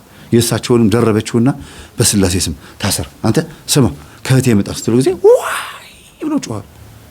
እቴ አሉ ሴትዮዋ ደነገጡ። አስምነህ አሉት። ገብቷቸዋል። ትምህርቱ በደንብ ስላስረዳቻቸው አስሙነህ አሉት። አሁንኝ አለ። የእሳቸውን እሷ እንዳሰረችላቸው እሳቸውንም የእሷን አሰሩላት። አባ ኑስ ይምጡ አስር ጊዜ የሉ ማንም የለም። ግቢው ጭር ያለ ነው። አይ ምን እንደው ጸበል ቆይ ሰማቱ አንተ ታውቃለህ። አፈሩ ልፍስ አረጉና ብትን አረጉባት ላይ ወደ ልቧ መልስ አረጋት። አቧራው ማለት ነው ከጊዮርጊስ በር ላይ እኮ ነው። በሰማዕቱ ስም ካሉና እንደዚህ በተኑ። ስትነቃ ወደ ረቧ እንዳለ አመድ አቧራ ባቧራ ምን ነው ማሆን ያለቻቸው ጸበል ሳጣ አቡነንኩብሽ እንትን የጊዮርጊስን አፈር አሏት። እንኳን ደግ አድርጉ ይሁን አለቻቸውና ለለለላሉ ግቢውን ዞሩ። እናትና ልጅ የማንኩሴውና ልጅቷ የእህቴ መንፈስ ታሰረ ስትላቸው በቃ ይህቺ ልጅ ማታመጣው ተአምር የለም አሉ። እኚህም ሴቷ መነኩሴ ምን ተፈጠረ ቅጠል ለመልቀም ሄደው ነበር። ምን ሆናችሁ ሲሉ ጊዜ እንደዚህ ሆነ። እሰይ የታባቱ በቃ የት አለ የታሰረው አሉ። አይ እሷ ውስጥ ነው የታሰረው ነው እንዴ ገና አልገባቸውም ሴትዮዋ። ከዛ እንግዲህ የዋህን ስለሆኑ ታሰረ ሲባል መተው ቁጭ ያለ ነው የሚመስላቸው አንዳንዶቹ። ደስ አላት። ግቢውን በእንብርክክ ነው የዞረችው የጊዮርጊስን ግቢ በረንዳው ማለት ነው። አስቡት እንግዲህ በረንዳው ቤተክርስቲያኑ ይሄ ከሆነ በረንዳውን እንደዚህ መሽከርከር ማለት ነው እንደዚህ። ከዛ በረታች። በቃ ይሄ ወኔዋ መጣ። ሁለተኛ ጊዜ በጣም እንትን ይሄ ሞራሏ መጣ። ታሰር እህቴን ልቀቅ ከእህቴ ላይ ውጣ እና እህቴን ቤተክርስቲያን ውሰዳትና ራስህ እሄዳለሁ በል ሂድና እዛ ፈንዳ አለችው። ፈንዳ ማለት ተጋለጥ ማለት ነው። ፈነዳል የምትሉት እናንተ ነው። አራዳ ቋንቋ ፈንዳ ማለት እንደው ዱርዬ ይሁን ማለት ነው። እዛ ሂድና እህቴ ላይ ራስን አጋልጥ አለችው። አልችልም እንደዛ ማድረግ አልፈልግም አለ። ከዛ በኋላ ልጅቷ ደስ ብሏት እማዊ አገሬ ደርሼ ልምጣ አለቻቸው። አይ ልጄ ጥሩ ነው ግን በደንብ ይታሰር መንገድ ላይ አጉል እንዳያረግሽ አሏት። እሺ አለቻቸውና አንድ ሱባኤ ደገመች። አንድ ሱባኤ ደግማ ጊዮርጊስ እንዳትወጪ አላት ሰማዕቱ። ይሄ መንፈስ ሰምታ ምናምን አይደለም። ይሄን እንዳትወጪ ተብለሻል እኔ ምናምን የሚለፈልፈው አይደል? የለም እንደዚህ አይደለም። በስርዓቱ በህልም ያሳያታል። ሰማዕቱ በትክክል የሚወደው እሷ የምታውቀው አገልጋይ መጥቶ እንዳትወጪ እዚሁ ሁኚ ገና 5 ወር ትቀጥያለሽ ነው ያላት። የእህትሽን ብቻ አይደለም የሁሉንም ችግር ሳትፈቺ ከዚህ አትወጪም። ቢቀርብሽ የእህቶችሽና የወንድሞችሽ ሰርግና ወግ ማድረግ ነው። ከዛ ውጪ እንዳትወጪ አላት። ደነገጠች። እንዴ እኔ በሌለበት ሊያገቡ ነው እንዴ አለች። ጠዋት ተነስታ ምንድነው የምትይው አሏት። እማዊ እንዳትወጪ አለኝ እኮ አለች።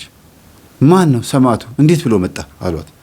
አንድ ማቀው አገልጋይ አለ የሰማዕቱ አገልጋይ እሱን መስሎ መጥቶ እንዳትወጪ ገና ብዙ የምታየው ነገር አለ። ሁሉንም እህትና ወንድሞችሽን አድነሽ ቢቀርብሽ እንኳን ሰርጋቸውና ደስታቸውን የሚቀርብሽ እንጂ ሁሉም ይድኑልሻል እንዳትወጪ አለኝ።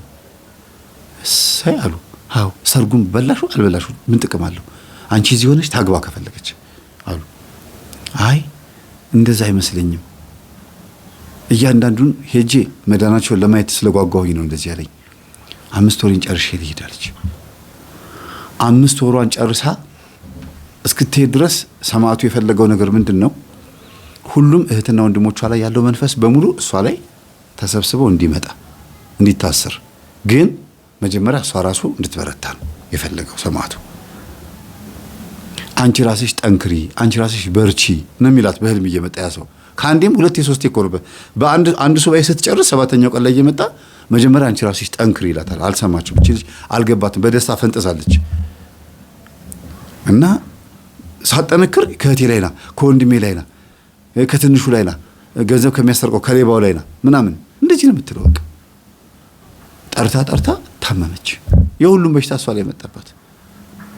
0 ገባች። በቃ አልጋው ላይ ድርቅ ብላ ሬሳውን አቀረች። ወይኔ ልትሞትብኝ ነው።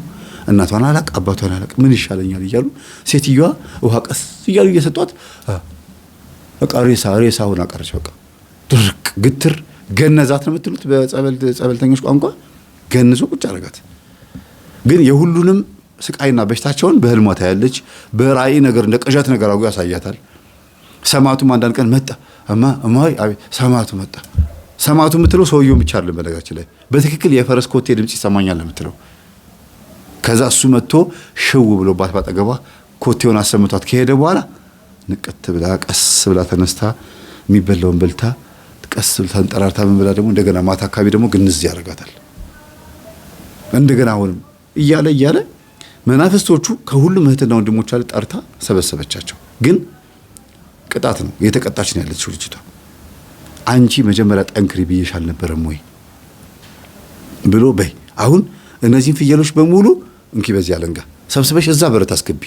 እነዚህ ፍየሎች በሙሉ እዛ በረት አስገቢና ከዛ አንቺ እዚህ በረት ውስጥ ትቀመጫለሽ።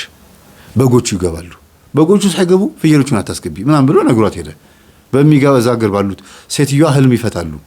እሳቸው በሚገባቸውን ያሳያት። ባይዘው ከተማ ብትሆን ኖሮ ከተማ ላይ ህልሙን የሚፈታላት ሰው ማን እንደሆነ አውቆ ጠባቂ መላኩ ለምሳሌ እኔ አጠገቧ ካለሁኝ ህልሙን እኔ የምፈታላት ከሆነ እኔ ህልም እንዴት እንደምፈታ አስቦ ነው መላኩ እኔ በምፈታው አፈታት የሚያሳያት። ገጠር ያሉ ሴትዮ ደግሞ ህልም እንደሚፈቱ ስለሚያውቅ ሴትዮዋ ህልም አፈታታቸው እንዴት እንደሆነ አውቆ ልክ እሳቸው በሚፈቱት አይነት አፈታት ነው ህልሙን ያሳያት። ስለዚህ ለዚህ ነው ምንድን የተባለው ህልም እንደፈቺው ነው የተባለው።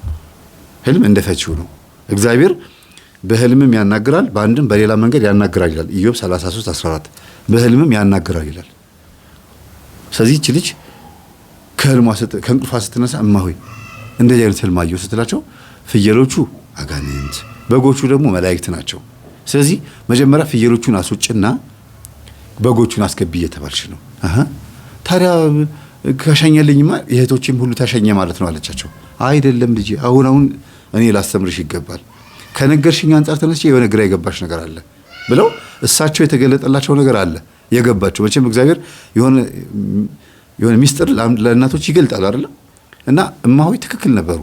ይኸውልሽ የኔ ልጅ እነዚህ ፍየሎች ከበረት ይውጡን ያለሽ አይደል አሏት። አዎ አንቺ ልብ ውስጥ የገቡት ፍየሎች አሁን መግባት አልነበረባቸው። ኑ ብለሽ የጠራሻቸው ናቸው። መጥራት አልነበረብሽም። አሁን በጎቹ መጀመሪያ ይገቡ። በጎቹ ከገቡ በኋላ ፍየሎቹ ቢገቡም ችግር የለውም ብለው ነገሯት። ስለዚህ ፍየሎቹ ማን ናቸው ብላለቻቸው። ፍየሎቹ አጋንንት ናቸው፣ የጓደኞችሽን ብዛት ናቸው፣ ኃጢአትም ነው አሏት። አያችሁ ሴትዮዋ በገባቸው ልክ ነው እኮ ፍየል በኃጢአት ነው የሚመሰለው። ሙሉ በሙሉ በአጋንንት ላይ መሰል ይችላል። ሴትዮዋም የፈቱት ምንድነው አጋንንትም ነው፣ ጓደኛም ነው፣ መጥፎ ጓደኛም ነው፣ እንደገናም ደግሞ ኃጢአትም ነው። በጎቹን አስገቢ ፍየሎቹን አስወጪ በሉ ካህን ጥሩልኝ አለች። ንስሐ መግባት የሚገባት ነገር ነበረ። ንስሐ ገባች። ንስሐን ጨረሰች፣ ቀኑናን ጨረሰች። 7ኛው ቀን ላይ አሁን ሱባኤ ልጀምር አለቻቸው። ልጄ ሱባኤውን ከቀኑና ጋር ታረጊውም ነበር አሏት። አይ ሱባኤውን ከቀኑና ጋር ማድረግ አልፈለኩም፣ ማረኝ፣ ይቅር በለኝ እያልኩ ነበር የምጸልየው። ይኸው እግዚአብሔር ይፍታሽ ተባልኩ አይደል? አሁን ደግሞ ለእህቶቼ መጸለይ አለብኝ። እስቲ ስለ ራስሽ ጸልይ። ኧረ ተይ የኔ ልጅ አሏት። እህቶቼ ግን አሁን ምን እየሆኑ እንደሆነ ማወቅ እፈልጋለሁ፣ ልሂድ እስቲ አለች። ቅሽቅሽ አለች። አስቸገረቻቸውና ሂጂ እስቲ አሏት። ወጣች። ደህና ነበረች እኮ ልጅቷ ብታዩት። ወጣች፣ ሄደች፣ ከተማ መጣች። እሷ ጉጉቷ እህቶቿን ለማየት ነው። ልክ ስትገባ ወይ በስማ ምን መስላ መጣች ምናምን አሉ። ደነገጡ። ከስት ብላ እሷ አረስተዋለች። መልኳ ምናምን ይሄ እንትን ሰውነት አረስተዋለች። ወይ ልጄ ያችን የመሰልሽ ድንቡሽቡሽ ምን ውስጥ ገብተሽ ነው? ከየት ነው የወጣሽው አሏት። አይ ሱባኤ ነው ገዳም ነው ትንሽ አሞኝ ነው እንጂ ችግር የለውም ምናምን አለቻቸው። ወንድሞቿ ከስራ በመጡ ቁጥር ሁሉም በስመ አብ ወወልድ ወመንፈስ ቅዱስ ሚጣነሽ አሏት። አዎ ምን ነው አሏት። ለእናንተ ብዬ ነው አይባልም አይደል? ግን በቃ ሁሉንም ሳመቻቸው። አለቀሰች። በልቧ ያዘችው አለ። እንዴት ናችሁ ሰላሳ ጊዜ እንዴ የምስራች አልነገርንሽም ለካ አሏት። ምን ትልቋ የመጀመሪያ ልጅ ልታገባ ነው። አስሙም የለም በሽታውም የለም። በጣም የሚገርምሽ 2 የምስራች አሏት። ተነሳ ብላ ቀወጠችው። ከዛ ለእነሱ ምንም ማለት አይደለም፣ ኖርማል ነው። ከአስም መዳኑ አይደለም ኖርማል የሆነው። በቃ ያን ያክል ትርጉም አልሰጣቸውም እንደዛ መሆኑ። እሷ ግን ለጸሎቷ መልስ ነው። መታ ተመልሳ ቁጭ አለች። ግቢውን በልታ ካቀወጠችው በኋላ ምንድነው ያሉ ጎረቤት ሲመጡ አይ ሚጣ መታ ነው፣ ሚጣ እህቷ ልታገባ እንደሆነ ስነግራት ነው አሉ። እንዴ ሰምታ ነው 5 ወር ቆይታ ሸፍታ በሏት። እኔማ እዛ ገዳም በቃ መነኮሰች እንደ ብዬ ነበር። አይ የሷ ነገር መጨረሻዋ ግን ምንኩስና ሳይሆን አይቀርም። የመጨረሻ ልጅ እንደዚህ ሆነ አይቀር። እንደው ብዙ ጊዜ እንደው የመጨረሻ ልጅ እኮ ቀዥቃዣ ነው። የሷ ደግሞ በጣም ባሰ። እንደው አንድ ቦታ አትቀመጥ እያሉ ሴትዮዋ ሲያወሩ እማማ ደህና ነው ታለቻቸው። እግዚአብሔር ይመስገን ደህና ነሽ የኔ ልጅ ብለው እንደዚህ ብሎ ሲያወት ባጠርሰ በስመ አብ ወወልድ ወመንፈስ ቅዱስ አሉ። መልኳን አይተው ምን ነው እማማ አለቻቸው። ምን ነው ልጅ ምን ነው እንደዚህ ሆንሽ አሏት። ይኸው ስጋዋን አስረከባ መጣች። ይሁን መድኃኒዓለም ይቀበላት ተባባሉና እናት ወደ ቤት ገባች። አመስግና ጸልያ ሁሉም ከተኙ በኋላ ቀጭ ታርጋች መቁጠሪያውን። አንድ ወንድሟ ተነስቶ መጣና ሲስቱ ምን እያረግሽ ነው? እዚህ መተሽ አትይም ዛሬ እንኳን አታርፊም ማለት። አይ የጸሎት እያረኩኝ እኮ ነው አለችው። ወይ እንደዚህ ቀጥቅጠሽ ሰውነትሽን ጨርሽው እኮ ምን እስቲ ለማንኛውም በቃ ማለናት ዝም ብሎ ተኛ። ብዙም ሳይናገራት ከእንቅልፉ የነቃው እሱ ነው ብላ አስባ ወደ መኝታ ክፍሉ ልታናግረው ልትሄድ ስትል ሶፋ ላይ ቁጭ ብሎ ያለው ወደ መኝታ ክፍሉ አልገባም። ተመቻት። ለምን መኝታ ክፍሉ ከሄደች ወንድሙም እዛ አለ፣ የሚያወሩትን ሊሰማበት ነው። የሚቀርባትም ወንድሟ ደግሞ ይሄኛው ወንድሟ ነው፣ የመጨረሻው ልጅ። እሷ የመጨረሻ ልጅ ከሷ በፊት ያለው ልጅ ማለት ነው። ምን ነው ግን ሲስተር እንደዚህ ሆንሽው ለምንድን ነው አላት። አይ ምን ዝም ብሎ እኮ ነው ያው ጸሎት ምናምን ሳረግ። ታዲያ ጸሎት እንደዚህ ነው እንዴ? ወይ አንደኛ መነኩሴዎች እንኳን ወፍራም ናቸው አላት። ሲያስቃት ማለት ነው አይደል አለችውና ሳቀች። ግን ምንም ህልም አላየህም አለችው። ኧረ እኔ ብዙ ህልም ነው ያየሁት፣ እኔ ምኑን አላስታውሰውም፣ ብቻ ብዙ ህልም፣ በተለይ ከ2 ወር በፊት ምናምን ብዙ ህልም ነው የማየው። ከዛ በኋላ ግን በቃ ምንም እንቅልፍ በጣም ስለማዘወትር ህልሙ ቀራል። በነጋችን ላይ ረጅም እንቅልፍ የምተኝ ከሆነ ህልም የለም። የሚቆረቁር መሬት ላይ ተኝታችሁ የማይመች ሁኔታ ላይ ሰግዳችሁ ትንሽ ስጋችሁ ጎስቆል ሲል ህልም የማየት እድላችሁ ሰፊ ነው የሚሆነው። በተፈጥሮ ዝም ብለው ጥሩ ቦታም ተኝተው የሚያዩ አሉ። በተፈጥሮ በተለይ ሴቶች ማለት ነው ብዙ ህልም ያሉና ሲያዋራት እህቴ በመዳኗ ደስ ብሎኛል፣ በቃ መልካም ዜና ሰማሁ አለች። ምን ጸልየሽላታል? ተስለሽላት ነው? ሲያው ጊዜ አይ መጸልየላት እንኳን አይደለም ግን ተስየላት ነው አለች። ከዛ በቃ ልተኛ አለችውና ስትተኛ ሻንጣዋን መበርበር ጀመረ። ሌባው ማለት እንደለመደበት የሚበረብረው ልጅ ነው እንግዲህ ከገዳም ነው የመጣችው። ምን ይኖረኛል ብላ ይኖራታል ብሎ የሚያስበው ግን ሊሰርቅ አይደለም፣ እንደለመደበት ነው የበረበረው። ሲገባ ዲያሪዋን አገኘው። እስኪ ነገ 12 ሰዓት ተኩል ምናምን እስከሚሆን ድረስ ዲያሪዋን እያገላበጠ እያነበበ እንዴ እያለ በቃ ማለት የሚያነባው ነገር ግራ ገባው። እህቴ ነች ይሄን ሁሉ ህልም የምታየው? ይሄን ሁሉ ገጠር ሄዳ ይሄን ሁሉ ተአምር የሰራችው እህቴ ነች አለ። ከዛ ከእንቅልፏ ስትነሳ መቼ ነው የምትሄጂው በሚቀጥለው አላት። አይ በቃ እህቴ ካገባች በኋላ እሄዳለሁ አለችው። እህትሽ እኮ አሁን አይደለም የምታገባው፣ በቃ ቀስ ብላ 3 ወር 4 ወር ነው፣ ቅርብ ጊዜ ትመለሻለሽ አላት። እንደዛማ ከሆነ መለሳለሁ አለችው። እኔም አብሬሽ እመጣለሁ አለ። ለምን አለችው። እንዳለ የነበርሽበትን ሁኔታ ማየት ፈልጋለሁ። የእውነት አንቺ አመንኩሰሻል እንዴ? በምን አወቅ አለችው። ይኸው እጭ አለች። ተናደደችና መንጭቃው ሄደች። አጀንዳዋ ማለት ነው። ተናደደች። የተናደደችው እንዲያቀባት አልፈለገችም። ግን አንድ ወንድሟ ይሄን አወቀ። አጀንዳዋንም ስትደብቅበት በዚህ ስታረግበት ምን ስትልበት አልጨረሰውም ነበር አጀንዳውን እና ለአንብባው አምጪ እያላት ወንድሞቿ ተነሱ። ሁሉም ወደ የስራቸው ለባብሰው ወጡ። እሷ በዛን ቀን ብቻ ረፍት አደረገች። 2 ቀን 3 ቀን ምናምን ቆየች። ከዛ አሁንም ጸበል ሊድ ብላ አታርፍም። ጸበል ሊዳ ተጠምቃ ትመጣለች። ቅዳሴ ትሄዳለች። በቃ ማለት አያርፍም ውስጧ። እግዚአብሔርን አይደለም እንትን የምትለው መንፈሳዊነት እኮ እንደዚህ ነው። ሱስ ነው እኮ አንዳንዴ ጎረቤት እስኪታዘባችሁ ድረስ አንዳንድ ጊዜ በጣም አዘውትራችሁ ከቄሶቹ በላይ እናንተ እንትን ትሆናላችሁ። መንፈሳዊነታችሁ ጎልቶ ይታይና ብቻ ደስ ይላል። ጥሩ ነው፣ ምንም ማለት አይደለም። የመጀመሪያ ጊዜ ያለ ክርስትና እኮ የትም አይገኝም አይደል? የጅማሬዋ የትም አትገኝም። ጀማሪ ክርስቲያን ከምን ይበልጣል ነው የሚባል? ከጳጳስ ይበልጣል ነው የሚባለው አይደል? እሷ ጀማሪ ክርስቲያን ሆና ሳይሆን ለመገለጥ አዲስ ናት። ለዚህ ለተአምራት ለማየት ለምናምን ደግሞ እጅ በእጅ ጸልያ መልስ ማግኘት፣ ጸልዮ መልስ ማግኘት፣ ለምኖ ጠይቆ ማግኘት ምናምን በቃ ይሄ ለሰው ትልቅ ነገር ነው። እጅ በእጅ ጨበጣ፣ የጨበጣ ስጦታ ታውቃላችሁ? በቃ እጅ በእጅ እግዚአብሔር ወይም በተለይ ሰማዕቱ ቅዱስ ጊዮርጊስ ጠባቂዋ ማለት ነው። ምንም ያጎደለባት ነገር የለም። እና ተመልሳ ወደ ገጠር የምትሄድበት ጊዜ ሲደርስ ወንድሟ አብሬ ካልመጣሁ አለ። አይ ከሄደማ በቃ ሁኔታ ይላቅ ነው ብላ ጭቅጭቃት። በቃ እሺና እንሂድ ብላ ይዛው ሄደች፣ አብራ ሄደች። እና እማሆይን አስተዋወቀችው። ደስ አላቸው። እማሆይ መጣሽ የኔ ልጅ? አዎ ይኸውልሽ እኮ ያየሽው ህልም እኮ ከዚህ መውጣት እንደሌለብሽ የሚያሳይ ነው። እንኳንም በሰላም መጣሽ አሏት። ከዛ እሷ አሁንም ወደ ሱባኤ አገባች። መቼም አንድ ክፍል ውስጥ አንድ ወንድና ሴት አብሮ ማደር የለባቸውም። ወንድምና ቢሆኑም ለሱ ከዲያቆናቶች ጋር ነው ቦታ የተሰጠው። ዲያቆናቶች አሉ እዛ። ለነሱ ቦታ ተሰጥቶ ሲያየው ጸጥ ያለ ነው። 2 ቀን 3 ቀን ምናምን አየው። አብሮ ገጠሩን ለማየት ሞከረ ምናምን። ምንም የሚታይ ነገር እዚህ ነው 5 ወር የቆየሽው አላት።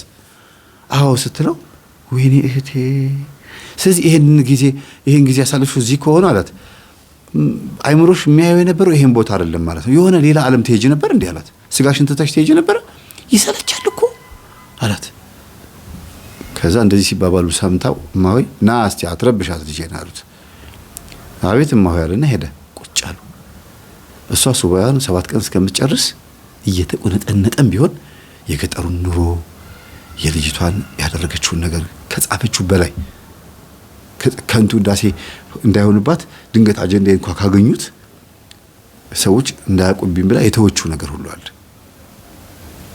እና ህልሟ ግን ሁሉንም ጽፈዋለች። ያየችውን ነገር የሴትዮዋን የጠቋር መንፈስ እንደሸኘችላቸው አልተናገረችም፣ አልጻፈችውም። እንደዚህ አድርጌላቸው አላለችም። አይገርምም? ይሄ ራሱ እንኳን የሚገርም ትህትና እኮ ነው። ሰው ካገኘብኝ ያውቅብኛል ብሎ ራስ በአሁኑ ጊዜ የሆነ መንፈስ ከተጋለጠ እንዲያርጌው እኮ ፈወስኩት ምናምን ነው የምንለው አይደል? እኛ ግን ይቺ ልጅ በጣም ብዙ ነገር ነው ያላት እና እማሆይ ነገሩት እያለቀሱ። እህትህ ናት? አዎ። እውነት የእናት ያባት? አዎ። ታዲያ እንዴት ነው እንደዚህ ሆነችው? ከሷ በላይ ስንት አለ? ከሷ በላይ 6 አለ። እውነት ነው፣ ምንም ያዋሸችኝ ነገር የለም እያሉ አውርተው አስለቀሱት ልጁን። በቃ ስለ እህቱ ሲሰማ አንገቱን ደፋ። ከዛ እሷ ሱባኤ ትይዝበት የነበረበት ጥግ ቦታ ላይ ማን ነው ያዘው? እኚህ እናት ያልመነኮሱት እናት ነበሩ የያዙት ቦታው እና እሷ ከተማ ደርሳ እስክትመለስ እኚህ እናት የት ሄደዋል? ከዛ ካሉበት ቦታ መጥተው ደብረ ሊባኖስ ሊመነኩሱ መጥተዋል። አመንኩሱ ይለባት መንኩሼ እመጣለሁ አመክሮ ምናምን አርጌ ብዙ ነገር አርጌ መንኩሼ እመጣለሁ ማሆይ ብለው ሄደዋል። የእሳቸውን ቦታ ነው ያዘው ማለት ነው። እና ከሱባኤዋ ስትወጣ ወንድሟም እየሰገዳየችው ሰማቱ ይወዳሉ ምናምን ብላ በቃ ለሁለተኛ ጊዜ የመጀመሪያው ልጅና የመጀመሪያው ሴቷ ልጅና እህቷ ማለት ነው መጨረሻ ላይ ያለው ወንዱ ከሷ በፊት ያለው ወንዱ ሁለቱ ወደ እግዚአብሔር እየመጡላት እንደሆነ የምትረዳው። ለምን እቤት ሄዳ ታላቅ እህቷን ስታናግራት ሳምቧ ላይ ያለው ትንፋሽ ማም ያ አስሙ መጥፋቱን አስባ ደስ ሲላት አይታ እህቴ በእኔ ፈውስ ደስ ብሎሻል? እኔ እንኳን እንዳንቺ ደስ አላለኝ። እኔ ድኜ እንኳን እንዳንቺ ስለለመድኩት መሰለኝ እግዚአብሔርን አመስግኜ ትውትን ያረኩት በጣም ተደስተሻል አለቻት። አዎ እኔ እኮ ሲያፍንሽ አስሙ በጣም ነበረ የምጨነቀው። ታስታውሻለሽ ሳስታመምሽ እንዴት እንደነበረ መተንፈስ አቅቶሽ ከደረትሽ ቀና እያደረኩኝ እንዴት አየር ሰጥሽ እንደነበር ታታች። አዎ ያ ሁሉ ጊዜ እኮ አልፎ ነው እኮ ታታለች። ይሄን ስለምታቅ እዚህ አሁን ሱባኤ የሚያዝበት ቦታ ላይ መጥቶ ወንድሟ ሱባኤ ሲይዛይታ 2 ወንድም አለች። ወንድሟ ደግሞ እዚህ መጥቶ ለእህቱም ይጸልያል፣ እዛ ላሉትም ወንድሞቹ ደግሞ ይጸልያል። ለምን እማሆይ ነግረውታል። ለወንድምና ለእህቶቿ እየጸለየች እነሱ ወግ ማድረግ እስከሚያው ድረስ ነው እኔ ከዛ በኋላ ለማገበው ብላ ላንተና ለእህቶችህ ለወንድሞችህ አጠቃላይ ቤት ውስጥ ላላችሁት በሙሉ እየጸለየች ነው። አይደለም በህይወት ያላችሁትን የሞተው አባቷንም ጭምር በጸሎት እያሰበችው በህልሟ አይተዋለች። አባቷ ሰተት ብሎ ገነት ሲገባ ነው ያየችው። በፍቺው በህልሙ ፍቺ ነው፣ በአካል ሳይሆን በህልሙ ፍቺ። በጣም የሚገርመው የአባቷን ፎቶ እንግዲህ ልናገረው ምናልባት ቤተሰቦቿ ይሄን ነገር አያውቁም ነበር ብዬ አስባለሁ። የአባቷን ፎቶ በህልም ተቀብላ ውልውል አድርጋ ጭቃውን አቧራውን ጥርቅ አድርጋ ወስዳ ቤተክርስቲያን ሰማዕቱ ጊዮርጊስ ቤተክርስቲያን ስዕል አጠገብ ቁጭ ስታደርገው ነው በህልሙ ያየችው። ፍቺው ደግሞ አባቷ ምህረት እንዳገኘ ጭቃውም ኃጢአቱም ይቅር እንደተባለ ከሲኦል ወጥቶ ከጭቃ ላይ ነው አንስታ እንግዲህ ወልውላ ቤተክርስቲያን ጠግ ላይ ከስዕሉ አጠገብ ያስቀመጠችው በህልሟ ነው። ያ ማለት ከሲኦል ወጥቶ ገነት ገብቶልሻል ብዬ ተርጉሜላታለሁ አሉ። ይሄ እሳቸው አፈታት ነው። አይገርምም? በዚህ ልክ ይሄን እንኳን አይታ አልጻፈችውም አጀንዳዋ ላይ። አባቴን ገነት ሲገባ አየሁት እንጂ እኔ እንደዚህ ጸልዬለት ማም አላለችም። እና አንድ የሰራት ጽድቅ ነገር አለች መሰለኝ። ስለሷ ሲል እግዚአብሔር ምሮታል አባቴን የሆነች መልካም ነገር አድርጓል ማለት ነው ብላ ነው የጻፈችው። ወንድሟ ግን ባያት ቁጥር በጣም እየተከዘየ እየገረመው ነው። እና ወደ ከተማ መሄድ አለብኝ 2 ሱባኤ ይበቃኛል ብሎ 2 ሳምንት ቆይቶ በ15ኛው ቀን ተነስቶ ወደ ከተማ ይመጣል። እና አደራ በእግዚአብሔር እግሩ ስር ተደፍታ ምንም ነገር እንዳትናገር ቤት ውስጥ እንዲህ ነው ብለህ እኔ ስለሆንኩበት ምናምን በፍጹም እንዳትናገር ብላ አስምለዋለች። በቃ በፍጹም እንዳታወራ፣ ሁሉ ነገር ቤቱ ሲፈወስ ሲድን ብቻ ዝም ብለህ ታዘብ ነው ያለችው። እሺ ብሎ መጥቶ ገጠመኝ ማዳመጥ ጀመረ። እኔን አገኘኝ፣ ተገናኘን። እህቴ ወልድ እንደዚህ ምናምን ብላ ጻፍኩት በወረቀት በአጀንዳ ቁጭ አድርጌ ታሪኳን ጻፍኩት። እንደዚህ አይነት ታሪክ ነው አይቻልም። ቁጭ አድርጌ ነው ጻፍኩት በስርዓቱ። እሱን አሁን የምተርክላችሁ ቃል በቃል እማሆይንም በስልክ አገናኝቶኛል። ድጋሚ ሄዶ ነበር። የቀረ ነገር ካለ ሂድና ታሪኳን ንገረኝ አልኩት። ይሄን ያልኩት ግን ምን ታይቶኝ እንደሆነ እኔ አላቅም። ብቻ የእሷን ታሪክ መጻፍ ለምን እኔ አልገባኝም። እኔ በወቅቱ ግን መጻፍ እንዳለብኝ ነው የተረዳሁት። አይ መጻፍ አለበት ይሄ ነገር ቶሎ መፍጠን አለብኝ ምናምን እላለሁ። እናች ልጅ እየሰገደች እየጸለየች ሰማዕቱ ቅዱስ ጊዮርጊስን ለአንዴና ለመጨረሻ ጊዜ አየችው። ለመጨረሻ ጊዜ ስላችሁ ከዚህ በኋላ አልተገለጠላትም ማለት ነው።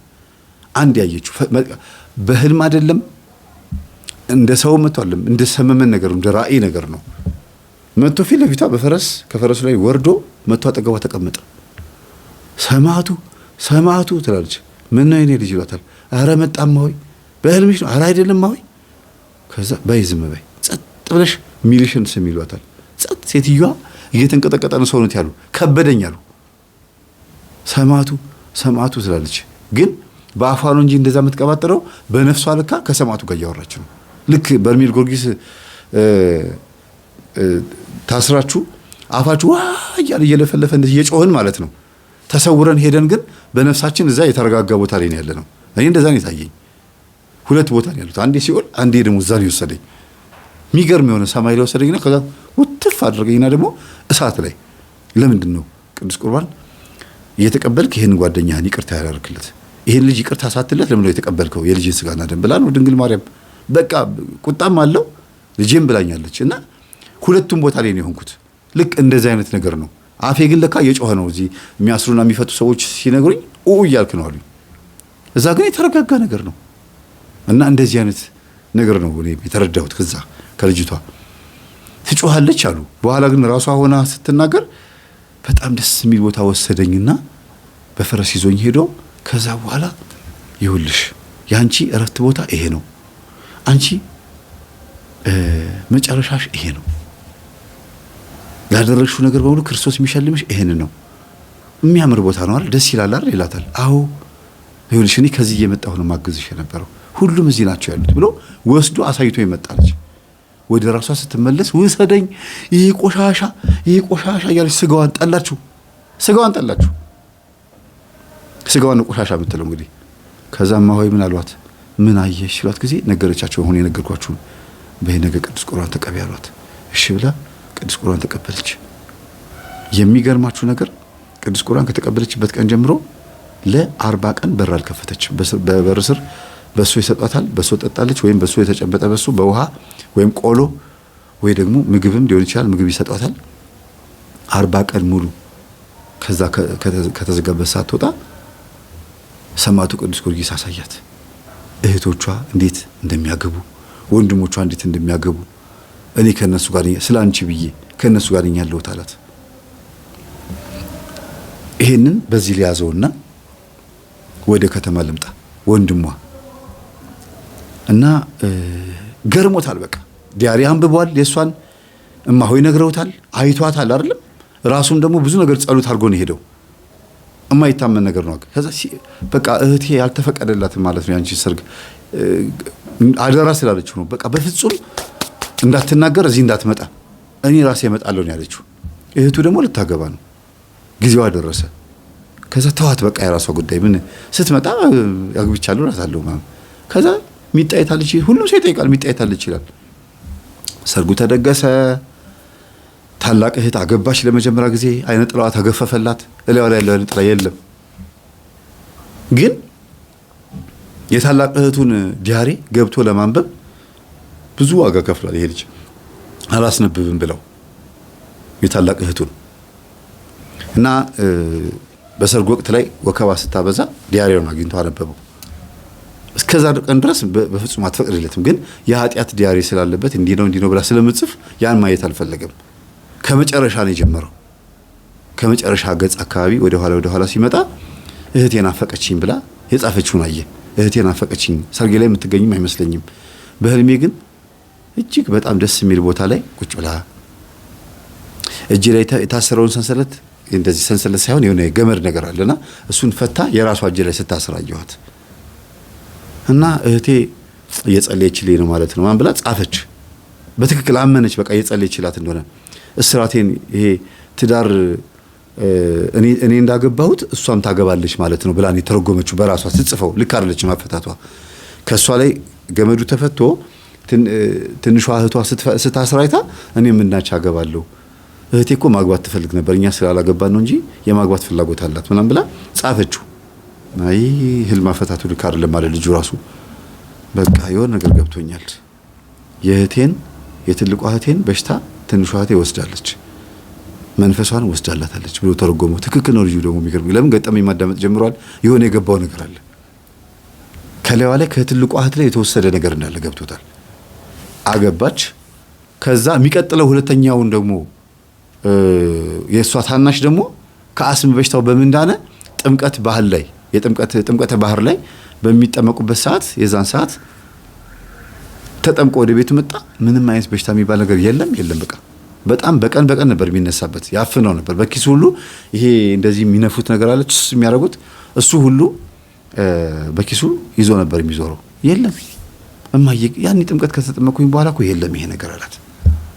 የለም በቃ ድኗል ማለት ነው። ወንድምና እህቶቿ ላይ ያለው ችግርና በሽታ በሙሉ እንደተወገደ ወንድሟ ምስክር ሆነ።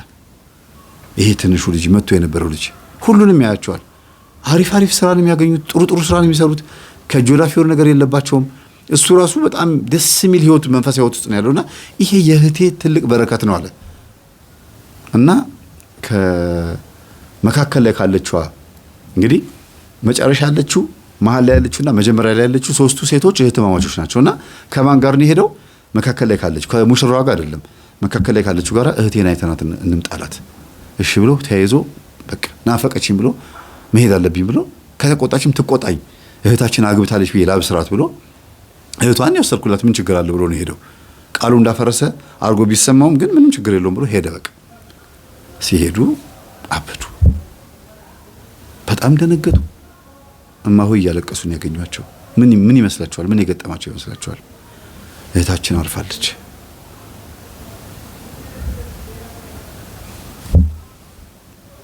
እህታችን አርፋለች። ሰማዕቱ ወስዷታል። እናንተ የአንድ ሰው መሞት ጨርቅ ያስጥላል አይደለም? ያሳብዳል አይደለም? በእርግጥ በወቅቱ ደንግጠዋል፣ አልቅሰዋል። የተቀበረችበትን ቦታ አዩ። ይኸው ማመን ከፈለጋችሁ አሉ። ኧረ የልጅቷ ቤተሰብ መጥተዋል ተባለ። ሁሉም የምንደርሰው እዛ አካባቢ ያሉ ሰዎች በሙሉ መጡ። እንደው እቺ ሰማዕት ነች፣ እቺ የሰማዕቷ ልጅ ሰማዕት ናት። እንደው ታሪኳን ሰምተን እማሆይ መጥተው በአውደ ምሕረት ላይ የእሷን ዜና እያለቀሱ ነው የተናገሩት ብለው ሁሉን ነገር ተናገሩ። እህቴ የኔ ጻድቅ አልቅሳ ወደ ከተማ መጥተው ለእናትና ለቤተሰቡ ተናግረው እህታችን አርፋለች ብለው ለቅሶ እርም ወጥቶ እንደገና እናትና ቤተሰብ በሙሉ አንድ ሰው ብቻ ቀርቶ ማለት ነው ቤት ውስጥ አንድ ሰው ማለት ዘመድ የቀረው ቤቱን የሚጠብቅ ሁሉም እንዳለ በሚኒባስ ተጭነው መጥተው እዛ ገጠር ላይ የልጃቸውንና የእህታቸውን ታሪክ ጆሮአቸው እስኪደማ እስኪያማቸው ድረስ ሰምተው አልጠገብ ብለው እንዴት ያልቅሱ። በቃ አልቅሰው አልጠግባሉ። እንዴት ያስችላቸው? ሳያመሰግኗት መቃብሯን ምን ያርጉት? ይብሉት? ለቤተሰብ የሞተች ልጅ በጣም የምታሳዝነው በእውነት አሟሟቷ አይደለም የሚያሳዝነው፣ መሞቷ አይደለም የሚያሳዝነው፣ ተጋድሏ በጣም የሚገርም ነው። ምስኪን አካውንቷ ላይ የተቀመጠው ገንዘብ ወደ 500 ምናምን ሺህ ብር ነው የተገኘው። አካውንቷ ላይ ያጠራቀመችው ገንዘብ። እናት ናቸው። እናት መሆናቸው ተረጋግጦ ብሩ ሊወስዱት ይችላሉ፣ ችግር የለውም። ግን እሱንም ተናዛን የሞተችው ለትንሹ ልጅ ለወንድሜ ስጡልኝ፣ እሱ ነው ከንቱ ምንም የለውም አስተዋሽ የለውም ለሱ ስጡልኝ ብላ ሁሉንም ወንድምና እህቶቿን እንደምትወድ ተናግራ ወረቀት ጽፋ ከገጠር እስኪብቶን ወቅት አስመጣ ማለት ነው። ጽፋ ነው የሞተችው። እና አልሞተችም ልጄ እኔ አልሞተችም አሉ ሴትዮዋ እናትየው። ልጄ አልሞተችም እኔ አላምንም አሉ። አላምንም ሲሉ ምንድነው አበዱ ማለት አይደለም። ሰማዕቱ ጋር ነች አይደል ያለችው? አዎ እኔም እከተላታለሁ አሉ። ምን ትሆኚ እማዬ ምንድነው አሉ ልጆቹ። አልገባቸውም ነበር። አይ አልወጣም እኔ እዚህ ነው የምሆነው። ይሄን ሁሉ ታሪክ የሰማሁት የልጄን ነው። አዎ እኔ ከተማ አልሄድም እዚሁ ነው የምሆነው። እመነኩሳለሁ አሉ። የልጄ አፈር ያለበት ቦታ ላይ እዚሁ ነው የምሆነው አሉ። መነኩሴዋ ደነገጡ። ወይ ጉድ! ሰማዕቱ የምትሰራው ስራ ግን ትገርማለህ አሉት። እናትየው አልሄድም አሉ። ድርቅ አሉ። በቃ እናንተ ሰው ጨርቄን ማቄን ምናምን ሊል ይችላል። ሂዱና ልብሴን አምጡልኝ ከፈለጋችሁ የሆነ የምለባብሰው ነገር። አልሄድም አሉ። በማግስቱ እንግዲህ በሄዱበት ቀን ይሄን ሁሉ ታሪክ የሰሙት። በማግስቱ ሴትዮዋ ቁጭ ብሏል። ልጄ ስወልዳትም እኮ አቅ ነበር እኮ ሰማዕቱን እንደሚወስድብኝ አቅ ነበር ይላሉ። ቁጭ ብለው አልተኙም እንዴ ይሏቸዋል። እኔ አልተኛውም። ምን ተኛለሁ? ሰማዕቱን እንዴት እንደወሰድካት ንገረኝ። እንደምትወስዳት ለማትነገኝም ነበረ። የቤቱ መድኃኒት እኮ ነች። በጣም የሚገርማችሁ ስሟ ደግሞ ይቀራረባል ከዚህ ነገር ጋር እና እኔ አቅ ነበር አሉ። ሴትዮዋ አቅ ነበር አሉ።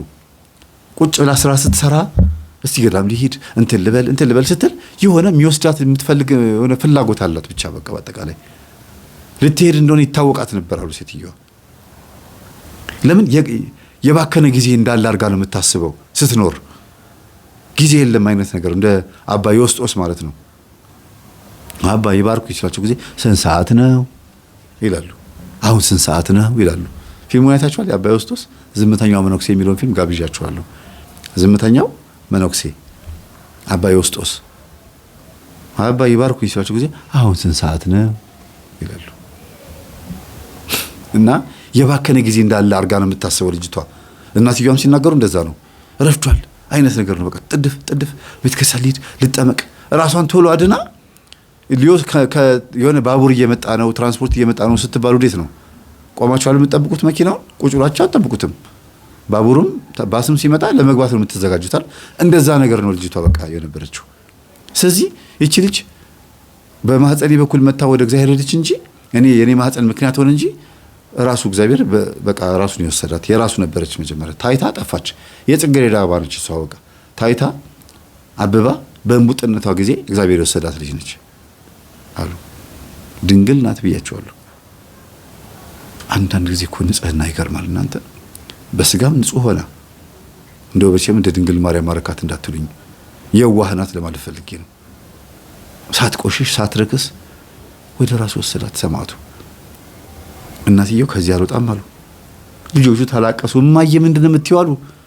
የምር እንትን አላሉ። ይሄ እንዴት ነው በቃ ናፍቃ እኮ ነው ልጇን ጥላ መሄድ እኮ ከብዷት ነው ብለው 2 ቀን 3 ቀን ሲያዩ እናትየው የእውነታቸውን ነው። እንዴ እማዬ የምርሽን ነው እንዲያሉ ልጆቹ።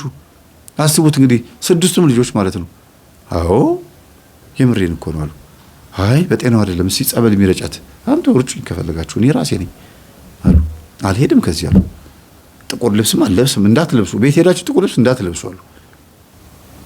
እንዳትለብሱ ልጄ አልሞተችም በቃ። ከዛ አላመኑ ልጆቹ። ሳምንት ቆይተው ሄዱ። ሳምንቱ ሙሉ በቃ ሀዘን ነው ድብርት ነው ምናምን ተጫጭኗቸዋል ምናምን። ከዛ ወደ ከተማቸው መጡ። ይሄ ያልኳችሁ ልጅ ምን ማድረግ እንዳለበት ግራ ገብቶታል። መተዳደሪያ ገንዘብ አላቸው። በእርግጥ የራሳቸውን ንብረት ይኖራቸዋል። ስራ አስፈቅደው ነው የመጡት። 1 ቀን ብለው መጥተው 7 ቀን የቆዩት። ግን ግቢያቸው ውስጥም ተከራዮች ምናምን ስላሉ ብዙም ያን ያክል የሚያሰጋቸው ነገር የለም። ተመልሶ እናቱ ጋር መጣ። ሁሉም ከሄዱ በኋላ ተመልሶ በሳምንቱ መጣና እማዬ እስቲ ነይና እሺ አንዳንድ ነገሮችን አስተካክለሽ ትመለሻለሽ። ለምሳሌ እኔ ወንድሟ ነኝ አካውንቷ ላይ ያለው ገንዘብ ስጡ ይሞታለች ብዬ ብናገር አያምኑም። ነይና አካውንቷ ላይ ያለው ገንዘብ ይውጣና በስሟ ዝክር እንትን ይበል 80ዋ ይውጣ ማለት ይሄ በስሟ ዝክርና ዝክር ተባለ።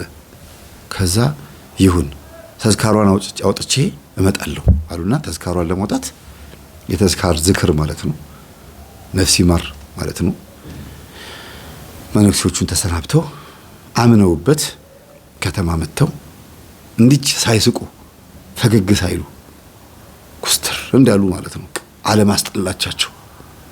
ሴትዮዋ ዓለም አስጠላቻቸው። እንደዛ ሲያመናጭቋት እንዳልነበሩ ያንቺ ነገር እያሉ ቁረቢ ስትል ሲጨቀጭቃቸው የነበሩ እየመጣባቸው ከማልቀስ ውጪ አይስቁም። ከዛ አስተካከሉ። የገንዘቡንም ነገር የሚያስፈልገው ነገር አሟሉ። ልጁም እውነቱ ነው በትክክል እናቱ የምትመነኩስ ከሆነ ሁሉ ነገር ማስተካከል ነበረባቸው። 3 ወር አስተካክለው በ3ኛ ወር ላይ ልጅ ወሰደኝ አሉት። እሺ እማዬ አለ። የምርሽን ነው እማዬ አስበሻል? አዎ። ስለዚህ እዛ አይደለም መሄድ ያለብሽ፣ መጀመሪያ እንዴት እንደሚመነኮስ ምናምን ብሎ እኔ ጋር አገናኛቸው። መምህር እናቴ እኮ እንደዚህ ማርያምን እንደገና ደግሞ ቁጭ ብዬ ደግሞ እያለቀስኩኝ መጻፍ ይሄ ሁሉ ልተፈጽም አላቅም። እኔ መሞቷንም አልሰማሁም በስላሴ ስም። ከዛ ለኔ አለመንገሩ እንትን ብሎታል፣ በጣም ደብሮታል፣ ረስቶታል። ምናልባት እንግዲህ መምህር መስማት አለበት የሚለው ነገር አልመጣለትም። ዓለማዊ ነገር አንዳንድ ጊዜ ከባድ ነው አይደል? የዓለማዊ ሰው አንዳንድ ነገር አንዳንዴ ከባድ ነውና ብገኝ ደስ ይለኝ ነበረ፣ ግን ሬሷን አላገኘውም። በሌለችበት ማልቀሽ የመመለሰው ባለሁበት እያለቀስኩኝ ታሪኳን ጻፍኩኝ የቀረውን ነገር። ከዛ እማሆይን ደብረ ሊባኖስ ይዣቸው ሄድኩኝ። እግዚአብሔር ይስጠው። በዚህ አጋጣሚ ዋሲሁን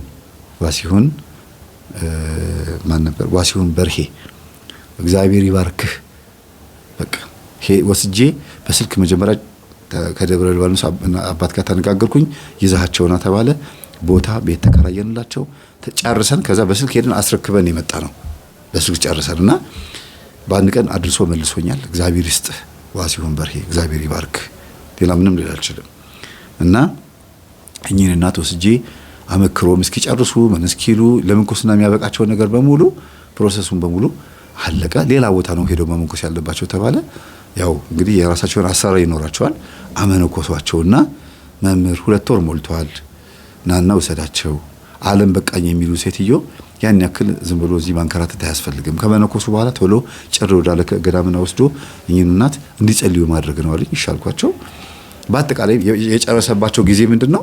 3 ወር ከተማ ላይ ተቀመጡ፣ 2 ወር ገዳም ተቀመጡ፣ 5 ወር ቆይተው በ6ኛ ወራቸው ላይ መንኩሰው ቤታቸው መጡና የሰፈር ሰው በሙሉ መጥቶ ጉልበታቸውን ሳመ። በቃ ጸልይልን ማሆይ ብሎ አንቺ ብሎ የሚያውቋቸው የነበሩት እናት መነኮሱ። በቃ ከዛ ልጆቹም ተላቀሱ፣ ምንም አሉ።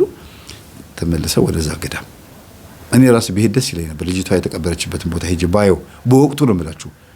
ግን ጻቃኒ ማርያም በሚሄድበት ሰዓት ወይ ደብረ ብርሃን በሚሄድበት በዛ መስመር በማልፍበት ሰዓት አየዋለሁ ብዬ ወስኜ እስካሁን ድረስ አላየሁትም።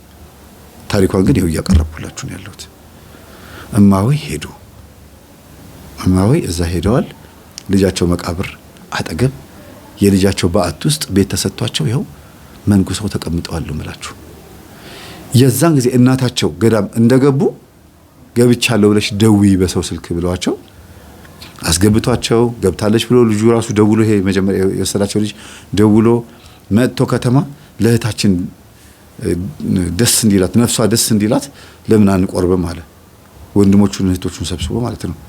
እሺ ያሉ እህታችን ደስ እንዲላት መምህር ተስፋዬ ምን ይላል? በህይወት ዘመናችሁ በ365 ቀን ውስጥ አንድ ጊዜ እንኳን መቁረብ እንዴት ያቀታችኋል ይላል። አንዴ መቁረብ እንኳን በአመት አንዴ ንስሐ ገብቶ ቆርቦ ከዛ በኋላ የሚመጣውን ህይወት ደግሞ ወስ ብሎ መኖር ነው። ኃጢአት ሲኖር እንደገና ንስሐ መግባት አለ፣ ችግር የለውም። ሰው መቼም ፍጹም አይደለም እያለ ስለሚያስተምር ግድ የላችሁም ይሄን ትምህርት እንስማው፣ ከዛ በኋላ እንቁረብ አላቸው። እሺ ያሉት ንስሐ ገቡ። በ3 ሳምንት ውስጥ ቀናቸውን ጨረሱ። በወሩ ቅዱስ ቁርባን ተቀበሉ። 6ቱም ወንድምና እህቶች ማለት ነው። ነጭ ለብሰው ደስ እንዲላቸው በቃ ደስ እንዲላት ብለው ቤት ውስጥ ነጭ ለብሰው ያ ዘመድ የተባለ ሰው አስተናገዳቸው እዛ ቤተሰብ ውስጥ። እኔም ተገኝቼ ነበረ፣ አስተማርኩኝ። አለቀስን። በእርግጥ እኔም አላስችል ብሎኝ አልቅሻለሁ በወቅቱ። አሁን አላለቅስም። ለምን? በቃ በልጅቷ በረከቷ አይደርብን ማለት ነው የሚቀለው ደስ የሚለው። ደስ ብሎ ላለቀስ ይችላል። ከዛ ውጭ ግን በፍጹም ዝም ብሎ መነፋረቅ አያስፈልግም። እግዚአብሔር ያደረገውን ነገር ሰማዕቱ ያደረገውን ነገር በጸጋ መቀበል በጣም ትልቅነት ነው። እና እቺ ልጅ ሰማዕቱ ቅዱስ ጊዮርጊስ በእድሜዋ እንደወሰዳት ለዚህ ልጅ ነገረው በህልሙ። ልክ ለልጅቷ እንደሚታያት ያንኑ ልጅቷ የምትወደው የሰማዕቱ ጊዮርጊስ አገልጋይ የሆነውን ያንን መልካም ሰው በህልም አሳያቸው። የሰፈራቸው ሰው ነው የሚገርማችሁ። ነጭ ነጠላ ለብሶ የሰማዕቱ የቅዱስ ጊዮርጊስን ዝክር የሚያዘክር ሰው ነው። መጥቶ ልጅቷ ያለ ቀኗ አልሞተችም፣ በእድሜዋ ነው የሞተችው። የምትሞትበትን ቀን ባይነግራትም ግን በውስጧ ይታወቃት ነበረ እና በእድሜዋ በጊዜዋ ስለሞተች ሁሉም በጊዜው ስለሚሞት አትዘኑ በላቸው ለእህትና ለወንድሞች። እናታችሁም ደግሞ ጥሩ ቦታ መርጣለች። ማርያምስ የማይቀሟትን በጎ ዕድል መረጠች ብሎ ሁሉ በህልም እንደነገረው ነው የነገረኝ። ማርያምስ የማይቀሟትን በጎ ዕድል መረጠች፣ ማርታ ግን በከንቱ ትደክማለች ነው የሚለው። ምን ማለት ነው? ኢየሱስ ክርስቶስ በማርታና በማርያም ቤት ሊያስተምር ሲገባ ያኔ እንግዲህ በዘመነ ስጋዊ ማለት ነው ሲገባ ማርታ ጌታ ሆይ ግባ ግባ ቁጭ በል ብላ ቁጭ አደረገችው። ሐዋርያት ደጅ ላይ ናቸው ያሉት እና የሚበላ ነገር ለማቅረብ ጓዳ ላይ ጌታ እንግዲህ ምድራዊ ምግብ አይበላም አይደለ? እንደው አምላክነቱን ስግው ቃል መሆኑን ለማሳየት ካልቀመሰ በስተቀር ስግው ቃል ማለት ተዋህዶ መሆኑን አምላክ ሰውም መሆኑን ለማሳየት ማለት ነው። እና ጓዳ ገብታ ወጡን ድስቱን ምኑን ታንጎዳጎዳለች፣ ትሰራለች ማርታ ማለት ነው። ማርያም ግን እህቷ የጌታ እግር ስር ቁጭ ብላ ያስተምራታል። እናንተ ብቻዋን እንደ ብዙ ሰው ነው የሚያስተምራት። እግሩ ስር ቁጭ ብላ ትማራለች፣ ይነግራታል። ምን እየነገራት ይሆን? እንደው በተጻፈልን አፏን የሚያስከፍት ያ ቃል ምን ይሆን? አውላ ታዳምጣለች። ከዛስ ማርታ በከንቱ ትደክሚያለሽ፣ እህትሽ ማርያም ግን የማይቀሟትን በጎ ዕድል መረጠች አላት። በእሱ አስመስሎ ለድንግል ማርያም ተናገረ ይላሉ አባቶች። የማይቀሟትን ድንግልና፣ ንጽህና፣ እናትነት የአምላክ እናት መባሏን ነው በማርያም አስመስሎ ድንግል ማርያምን ተናገረ ይላሉ። ግን ደግሞ ማርታ ለምድራዊ ምግብ ስትንጎዳጎድ ማርያም ደግሞ እቺ መቅደላዊት ማርያም ደግሞ ይሄ የህይወት ምግብ የሆነውን ካፉ የሚንጠባጠበውን ማር የሆነውን ቃል እየበላች እየጠጣች ነበረ በወቅቱና ሁልጊዜ የማይቀሙን በጎ ዕድል እንምረጥ። መቼም ምድራዊ ምግብን እንተው ማለት አይደለም፣ ጥርጋ ግን በለዋለን እኮ። ግን ብዙ ሐሳብ አይሆንብን። ዋናው መኖር ነው ብዬ የምነግራችሁ ለዚህ ነው። ሀብታሙም ሞቷል፣ ደሃውም ሞቷል። ሀብታሙም ኖሯል፣ ደሃውም ኖሯል። ሁሉም በሁለት እግራቸው ተራምደው አልፈዋል እቺ ምድር። ምንም ያን ያክል የሚያሳስብ ነገር ሊኖር አይገባም። ኤክሰስና ትርፍ የሆነ ነገር ብዙ ነገሮችን ያን ያክል አትመኙ እንዴ። በማቱሳላ ዘመን በቅዱስ ያሬድና ቅዱስ ያሬድ ስላችሁ ኢትዮጵያዊ ያሬድ አይደለም፣ የመጽሐፍ ቅዱሱ ያ በዘፍጥረት ላይ ያለው ማለት ነው። በጣም ረጃጅም እድሜ የኖሩት እነ ሄኖክ 300 ምናምን ዓመት 400 ዓመት 900 ዓመት የኖሩት አሁን በዚህ ዘመን እንደዛ የሚኖር ቢሆን ኖርማ እግዚአብሔርን እንከዳው ነበር። ለ60 እና ለ50 ለ40 ዓመት እድሜያችን በዛ ከተባለ 80 እና 70 ለዚህች እድሜያችን ነው እኮ እንደዚህ ምን ባክ ነው 100 እንኳን አይሞላም እኮ። እና የእውነት ጸድቆ መሞት ደስ ይላል። ራስ በራስ ውሃ እያጠጡ ራስን በራስ ማጽደቅ፣ ቅጠሉን ፍሬውን በጊዜው ሲወጣ ደስ አይልም? ራስን ተክሎ ራስን ውሃ እያጠጡ ራስን እያጸደቁ የራስን ፍሬ መብላት ደስ አይልም? ከዚህ በላይ ምን ጸድቅ አለ? ቤተሰቦች ለቤተሰቦቿ የሆነች ልጅ አሁን በቤተሰቡ ላይ ይሄው እንግዲህ ስንት ዓመት ሆናቸው? ይሄን ታሪክ አወኩኝ እንግዲህ 5 ዓመት 4 ዓመት ሆነኝ አይደለ? አንድም በሽታ የሚባል ነገር ቤት ውስጥ የለም። ልጅቷ መስዋዕት ሆና በእድሜዋ ነው የምትሄደው። በእርግጥ ያለ እድሜዋ አልሞተችም፣ ግን መስዋዕት ሆና አለፈች። አግብታም ቢሆን ባሏን ጥላ ነበር የምትሄደው፣ ወልዳም ቢሆን ልጇን ጥላ ነበር የምትሄደው። የሚበልጠውን ግን አሳያት።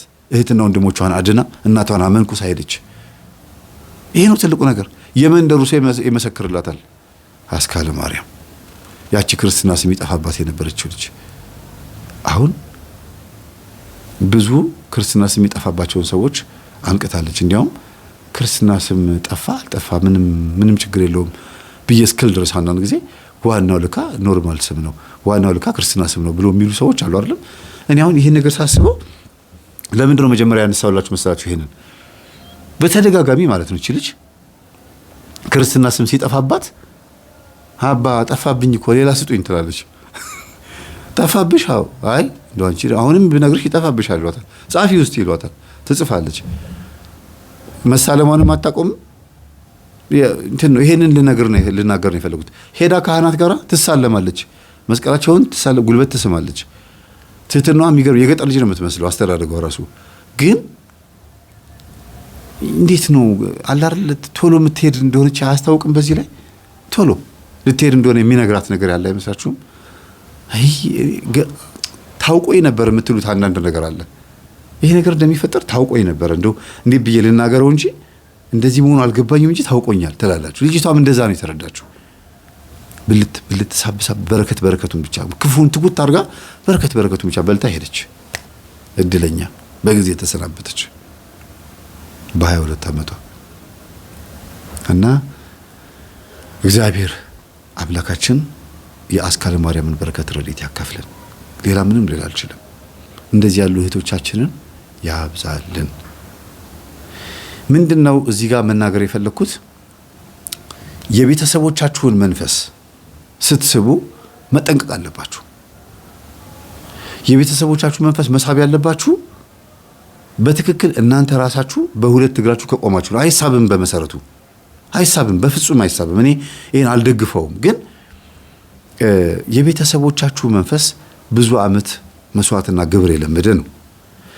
ወልደህ ከሆነ የልጆችህን መንፈስ ብትስብ ችግር የለውም። ካንተ ነው ሄደው ወደ እነሱ። ምናልባትም የጎረቤት ቡዳ ይኖራል፣ ስበት ትቀጠቅጠዋለህ፣ አቅም ይኖራል። ካንተ መወለድ በፊት ግን ብዙ ዓመት ግብር የለመደን መንፈስ ስበው ግን እና ታሰር ማለት ከባድ ነው። የዘመኗ ፍጻሜ ሆነ እንጂ የምትቀጥል ቢሆን ኖሮ ይሄ ነገር ጥሩ አልነበረም አካሄዱ። ግን ደግሞ በዚሁ በኩል ደግሞ እግዚአብሔር ልጅቷን ልታልፍ አደረጋት፣ አስተምሯታል። ለምን ነፍሷን ወደ ሲኦል ይዞት እንዳይሄድ ነው እግዚአብሔር ያስተማራት። ቶሎ ቁረቢ ያሏት ለዚህ ነው። እናትየው ማነው መነኩሴው በይ በማግስቱ ቁረቢ ብሎ ያቆረቧት አይደለም። ይሄ ነው ትልቁ ነገርና የቤተሰቦቻችሁን መንፈስ እባካችሁን አትሳቡ። የልጆቻችሁን ስትስቡም መጀመሪያ እናንተ ራሳችሁ ጠንክራችሁ። ይናደዳል አንዳንድ ጊዜ እንዴት ይላል ሄጄ አልፌ ልጁ ላይ ዛር ሆኜ እንዴት መልሳ ትስበኛለች? አንቺ ላይ መተት ከነበረ የምትወልጁ ልጅ ላይ ደግሞ ዛር ሆኖ ነው የሚያልፈው። ለምን ተወልዷል። ሲወለድ ዛር ይባላል፣ ስሙ ይቀየራል። እና ሲመለስ ወደ አንቺ ሲመጣ እልከኛ ሆኖ ነው የሚመጣው። እልከኛ ሆኖና በጣም መጠንቀቅ አለባችሁ። እባካችሁን በተቻላችሁ መጠን እዛው ባለህበት ታሰር ማለት ልመዱ። ባለህበት ታሰር። ልጅቷ ዲያሪው ላይ ከጻፈችው ዲያሪውን አግኝቼዋለሁ ባይዘው ከጻፈችው ላይ ሳነበው እንደ ተሳሳተች ነው የጻፈችው። እንደዚህ ማድረግ አልነበረብኝም፣ ይሄን በማድረጌ ብዙ ዋጋ ከፈልኩኝ፣ እንደዚህ ተሰቃዩ፣ ግን ሰማዕቱ አዳነኝ እያለች የጻፈችው። ስለዚህ ልክ ናት። የጻፈችው ነገር ማክበር አለብኝ፣ መናገር መልእክቱን መናገር አለብኝ። ሳንተዋወቅ በማለፏ ነው እንጂ በጣም ማዝ ነው። እግዚአብሔር ስሙ የተመሰገነ ይሁን። ይሄን ነው ልናገር የምችለው። ዛሬ ለየት ያለ ገጠመኝ ነው አይደል የነገርኳችሁ። እንጃ ቅድስት ብዬ ባላትም የተባረከች ልጅ ናት። ሌላ ምንም ልል አልችልም። በቃ እግዚአብሔር ሲባርክ እንደዚህ ነው። የወጣችበት ማህፀን የተባረከ ባይሆንም ሴትዮዋ እንደሚሉት ማለት ባይሆንም በአዳም ልኮ እያመልኩ ባለውበት ሰዓት ላይ ነው የተወለዱት ልጆችን የሚሉት። ግን ባይሆንም እግዚአብሔር ደግሞ ለይቶ አንዱን ይባርካል። ቤተሰቡ እንዲድን ለቤተሰቡ ዋጋ የሚከፍል ሰው ደግሞ ይኖራል። ስለዚህ ነው ደጋግሜ የምናገረው፣ እባካችሁን በእናንተ ቤት ውስጥ የሚጸልይ ሰው የሚሰግድ ሰው ስታዩ አታሹፉበት። በሱ ውስጥ ያለው ጸሎቱን የሚሰማው መልአክና ቅዱስ ወይም እግዚአብሔር መድኃኒዓለም ድንግል ማርያም ያዝኑባችኋል። የገለፈጣችሁትን ያክል ዋጋ ትከፍላላችሁ። መቼም የሳቃችሁበት ልል አልችልም። መገልፈጥ ነው የሚለው። ዋጋ ትከፍላላችሁ። የሚሰግድ የሚጸልይ የሚተጋ ሰው መንፈሱ ባይወጣለትም እየጮኸ እየታገለም እንኳን ቢሆን እሱ ለሄደው እናንተ ምንድን ናችሁ? እሱ ጸበል ለሄደው፣ እሱ ለሰገደው፣ እሱ ለተጋው ምናችሁ ተነካ? ዝም ብላችሁ ያን ሰው ነፃነቱን መፍቀድ በቃ ይጸልይ ይስገድ። የግዴታ ከሰይጣን ተገላግሎ አይደለም ሰው ጻድቅ የሚሆነው። አጋንንት ሐዋርያትን ያስገደላቸው ያሰየፋቸው ማን ነው? አጋንንት አይደል ሰው ላይ አድሮ። ሰው በአጋንንት ሞተ ማለት አጋንንት ይዞት ሄደ ማለት አይደለም። እንዴት ሆኖ ነው የሞተው ነው። በማን ሞተ ሳይሆን እንዴት ሆኖ ነው የሞተው። ንስሐ ገብቶ ቅዱስ ቁርባን ተቀብሎ ተዘጋጅቶ ከሞተ ምንም ይግደለው፣ እንቅፋትም ትንታም አጋንንትም ምንም ይግደለው፣ ይሄ ሰው የክርስቶስ ነው። ነፍሱ ከስጋው ስትወጣ መላእክቶች ይመጡና የእኛ ናት ይላሉ። ይሄ ነው ማሰብ ያለባችሁ። እላዩ ላይ አጋንንት ስላለ እሱ በሽተኛ እናንተ ጤነኛ አይደለም። እንደዚህ ብሎ ነገር የለም። እንዲያውም አንደኛውኑ መንፈሱ የተጋለጠለት ሰው ይሻላል። ታውቃላችሁ ለምን? ጠላቴ ሰይጣን ነው ብሎ ሁልጊዜ ይሰግዳል። ጠላቴ ሰው ነው አይልም። መተት ወረወረብኝ ብሎ ቢያስብ እንኳን መንፈሱን እያሰረ ጸበል ለጸበል ይሮጣል። እግዚአብሔር ላይ ነው ተስፋ የሚያደርገው፣ ጸበሉ ላይ ነው ተስፋ የሚያደርገው። ምናችሁንም አይነካችሁ። ይታገል። ከቻላችሁ እንዲያውም ጸልይልኝ ማለት አለባችሁ ለእንደዚህ አይነት ሰው። አንዳንድ ኮሜንት ያለው በጣም ነው ማዝ ነው። በዚህ አጋጣሚ በእውነት እናንተም ታማችሁ እግዚአብሔር ያሳያችሁ እንዳልል የእናንተን መታመም አልፈልገውም። ለምን ሳትነቁ ከታመማችሁ ትጎዳላችሁ። የነቃ ሰው ሲታመም ይሻላል። አንዳንድ ጊዜ ኮሜንት ምን ያለው መምህር ተስፋዬ ጋር ሂጂ። አንዳንድ ሰዎች እንደዚህ ሆኜ ኢንተርቪው ሲደረጉ እንደዚህ ተደርጌ ልጅ እንደዚህ አድርጎት ማም ያሉ ኢንተርቪው ሲደረጉ ሌላ ዩቲዩብ ላይ መምህር ተስፋዬ ጋር ሂጂ ደዊ እሱ እንደዚህ ያረግሻል እንደዚህ ያግዝሻል ብለው ሲጽፉ ከስር ኮሜንት ገብተው ምን ይላሉ? እሱ ለራሱ ባጋንንት ተይዞ ምን እሱ ላንቺ ምን ይጠቅምሻል ይላሉ። አዎ ምንም ላልጠቅማት ይችላል። የሚገርማችሁ ግን የሚጽፉት ሰዎች ምን አይነት አመለካከት ነው ያላቸው? አጋንንት ሲወጣልኝ ነው ያዩት ወይስ ሲያሰቃየኝ ነው ያዩት? ሰው ሲገላገል አይደል የሚያዩት? ወጣልኝ እፎይ ተገላገልኩ ማለት እኔ አጋንንታም ነኝ ማለት ነው። በጣም እኮ የሚገርም ነው እኮ እናንተ። ሰው እኮ እንዴት ከአፉ የሚወጣው ፍሬ እንደው አያስምረውም እኮ። እግዚአብሔር ቸር ነው እንጂ ከባድ ነው። ቸር ነው፣ በጣም በእውነት ቸር ነው። እኛስ በየቀኑ እያራገፍን እየተገላገልን ነው። አዎ ራሴን በሁለት እግሬ ካላቆምኩኝ ሰው ላግዝ አልችልም። ግን ደግሞ እንደዚህም ሆኜ ሰው እያገዝኩ ነው። ሲገባ ሲይዘው ሳባረው ቅዱስ ቁርባን ባይኖር ኖሮ ጸሎትና ቅዱስ ቁርባን ስግደት ባይኖር ኖሮ በህይወት አልኖርም ነበር። ተውት ስግደት ጸሎቱን ቅዱስ ቁርባን ባይኖር ኖሮ ጸበል ባይኖር ኖሮ በህይወት አልኖርም ነበር ብዬ ደጋግሜ እናገራለሁ አይደል? በቃ ይሄንን እኛን የምንናገረውን የምናስተምረውን ትምህርት የሚተቹ ሰዎች ቅዱስ ቁርባን ተቀብለው ያውቁ። ተቀብለውም ከሆነ በዛ እንደበታቸው ከሆነ ይሄን የሚናገሩት ማንን እየሰደቡ ማንን እየጸፉ ነው? በጥፊ እያገለገል ነው ያለነውን ክርስቶስን፣ በዛ ውስጥ ደግሞ እየተገለገሉ ያሉትን የቆረቡትን ምዕመናን በጥፊ እንደመምታት የሚቆጠረው በጣም ነው የሚያሳዝነው። ቦታ አንዳንድ ጊዜ እንዴት ሰው ቢያንስ እንኳን ፍሬ አፍርቶ ሚዲያ ላይ ፍሬውን ይዞ እንኳን መጥቶ አያሳይም? ሁልጊዜ ሚዲያ ላይ በማውራት እኛስ የምንቀረጽበት ሰዓት አለን። ዶር ቱ ዶር የምናገለግልበት በየቤቱ ምክር አገልግሎት የምሰጥበት ሰዓት አለኝ። ከዚህ ሁሉ ሰዓቴ ለልጆቼ ከምሰጠው ቆጥቤ ለባለቤቴ ከምሰጠው ቆርጬ ከሁሉም ነገር በጣም ብዙ ነገር ወስጄ ነው እናንተ ላይ ትኩረት እያደረኩ ያለሁት እና እንደዛም ሆኖ ግን ፍሬያማ ነኝ። በጣም ነው እግዚአብሔርን ማመሰግነው። ሰዎች ይለወጣሉ፣ ቅዱስ ቁርባን ይቀበላሉ፣ ንስሐ ይገባሉ፣ ከባዕድ አምልኮ ይወጣሉ። ይሄ መታደል እኮ ነው። ይሄ ሚዲያ በመከፈቱ ስንት ነገር ተጠቀምኩኝ። በጣም ብዙ ሰዎችን የጠቀምኩት በእኔ በኃጢአተኛው ይሄን ከሰራ ህይወታቸውን ዘግተው ገዳም ገብተው የሚጸልዩ አባቶች ስንት ሰው እያዳኑ እንደሆነ በዚህ ማሰብ ይቻላል። እና እግዚአብሔር ሁላችንንም ይማረን። መጥፎ ኮሜንት የምትጽፉ ሰዎች በርቱ፣ ግን ንስሐ ግቡ። መጥፎ ኮሜንት እኛን ምንም አያደርገንም። እኛ እየቀጠልን ያለ ነው። እናንተ ግን የአፍህን ፍሬ ትበላለህ የሚለው ጥቅስ እየፈረደባችሁ ነው የምትቀጥሉት። ህይወታችሁን ቼክ አድርጉት እስቲ። ነው ወይስ እኛ ያየነውን ስቃይ እዩ ብለን እንርገም? አይሆንማ። የኛ እርግማን አይስማማንማ። መመረቅ ነው የሚስማማን። እንኳን እኛ የክርስቶስ ልጆች ነን ብለን የምናስበው ጠንቋዩ እንኳን ያጋንንት ልጅ የሆነው በለዓም እንኳን መርቅ አለኝ ብሎ ነው የመረቃቸው። ስለዚህ እኛ ያየነውን ስቃይ ሳይሆን ያየነውን ደስታ ያየነውን በአጠቃላይ ደስ የሚል መንፈሳዊ ህይወትን ያሳያችሁ ነው የምንለው።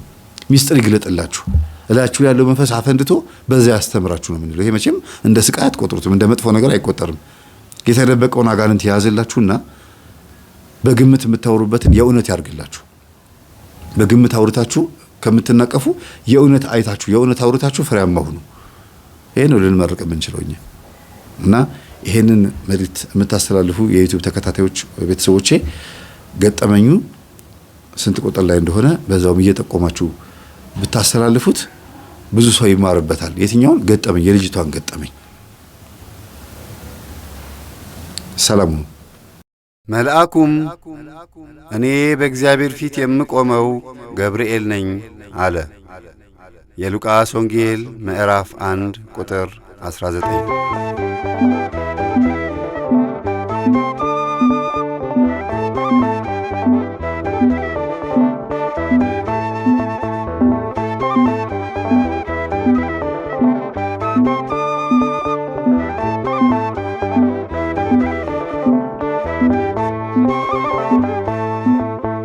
ከእሳት የሚታደግ ቅዱስ መልአክ ታምረኛ ገብርኤል ሲመጣ ፍቅር ሰላም አለው በኛ።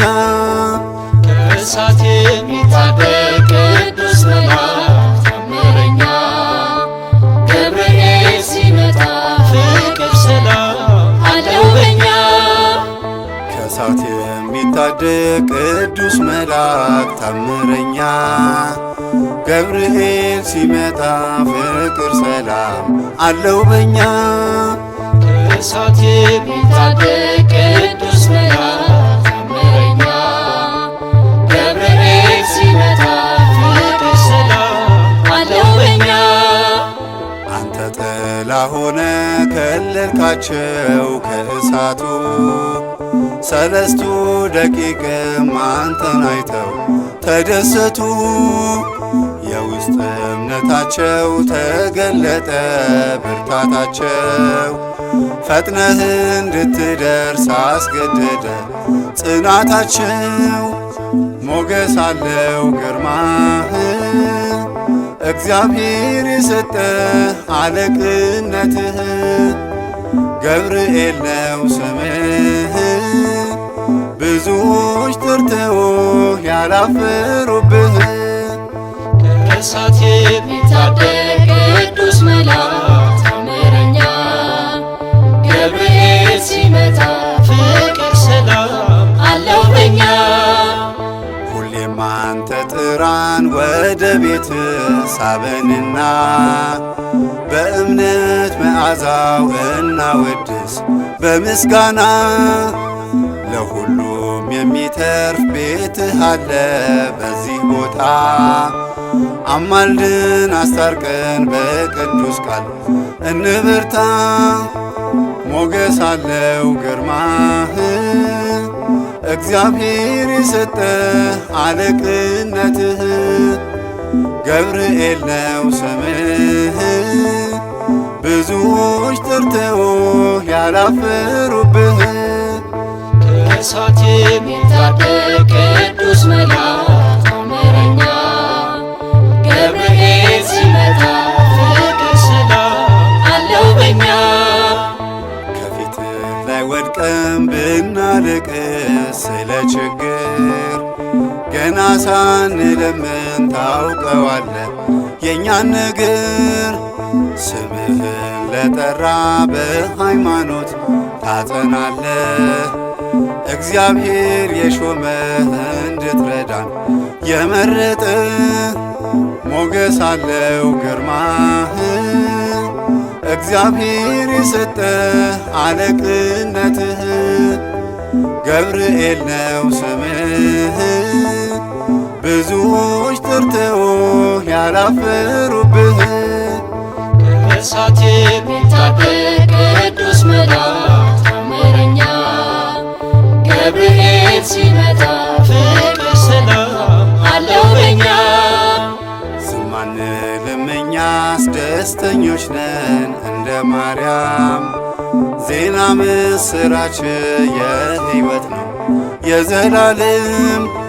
ማትረፍ የምንችል መክሊቶች ሆንን ባንተ ገብርኤል ስንል ጠላት ሸሸ ተራቆተ። ሞገስ አለው ግርማህ እግዚአብሔር የሰጠህ አለቅነትህ ገብርኤል ነው ስምህ ብዙዎች ጠርተው ያላፈሩብህ። ከእሳት የሚታደግ ቅዱስ መልአክ ታምረኛ ገብርኤል ሲመጣ ፍቅር ሰላም አለው በኛ። ከእሳት የሚታደግ ቅዱስ መልአክ ታምረኛ ገብርኤል ሲመጣ ፍቅር ሰላም አለው በኛ።